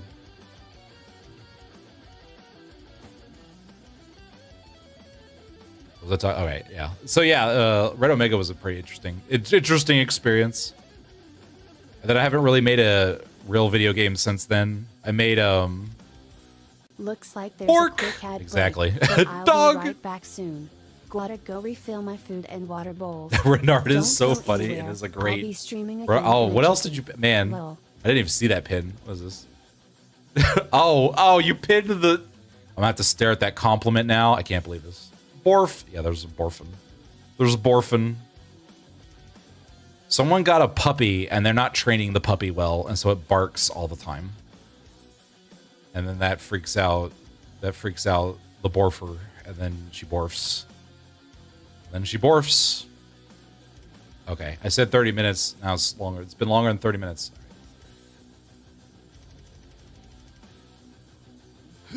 All right.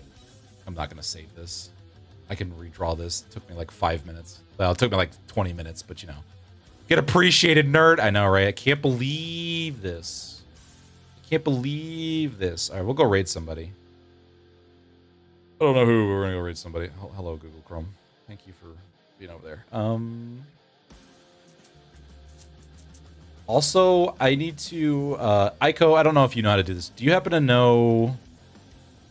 Oh, Mako's streaming. We'll go say hi to Mako. Mako Canova. Do you know how to run ads manually? Because something I want to try doing is, as soon as I start stream, run the ad, and that way it'll be over and done with, so we don't have to sit here for like 6 to 10 minutes.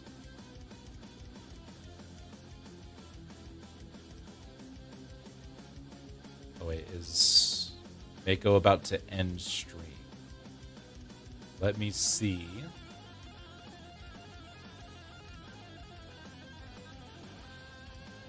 Do not, sadly. Darn. Okay, I'll see if I can look into it. Oh, they added a furry to Deadlock? Oh, I didn't know that. All right, guys, we're gonna play Deadlock. I'm so bad at Deadlock. I tried to play it. I did not do well. It was a bad time. It was a very bad time. It's just too much. I think it's just too much. I haven't played it in a while, so maybe it's better, but it's just too much. All right. Where am I? What am I doing? Raid. Raid.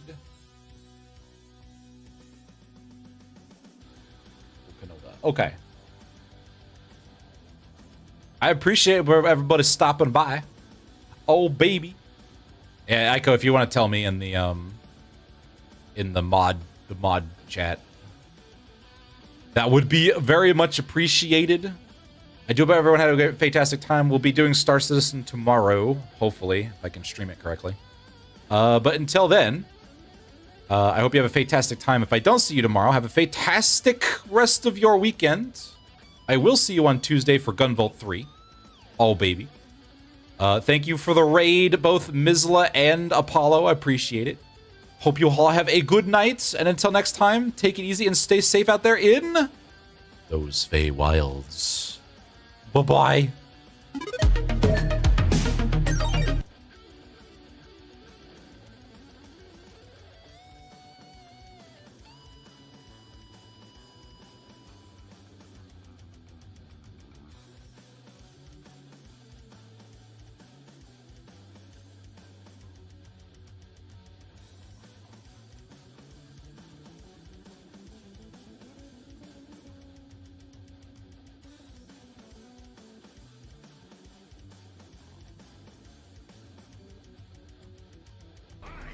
So right now we're doing the big fucking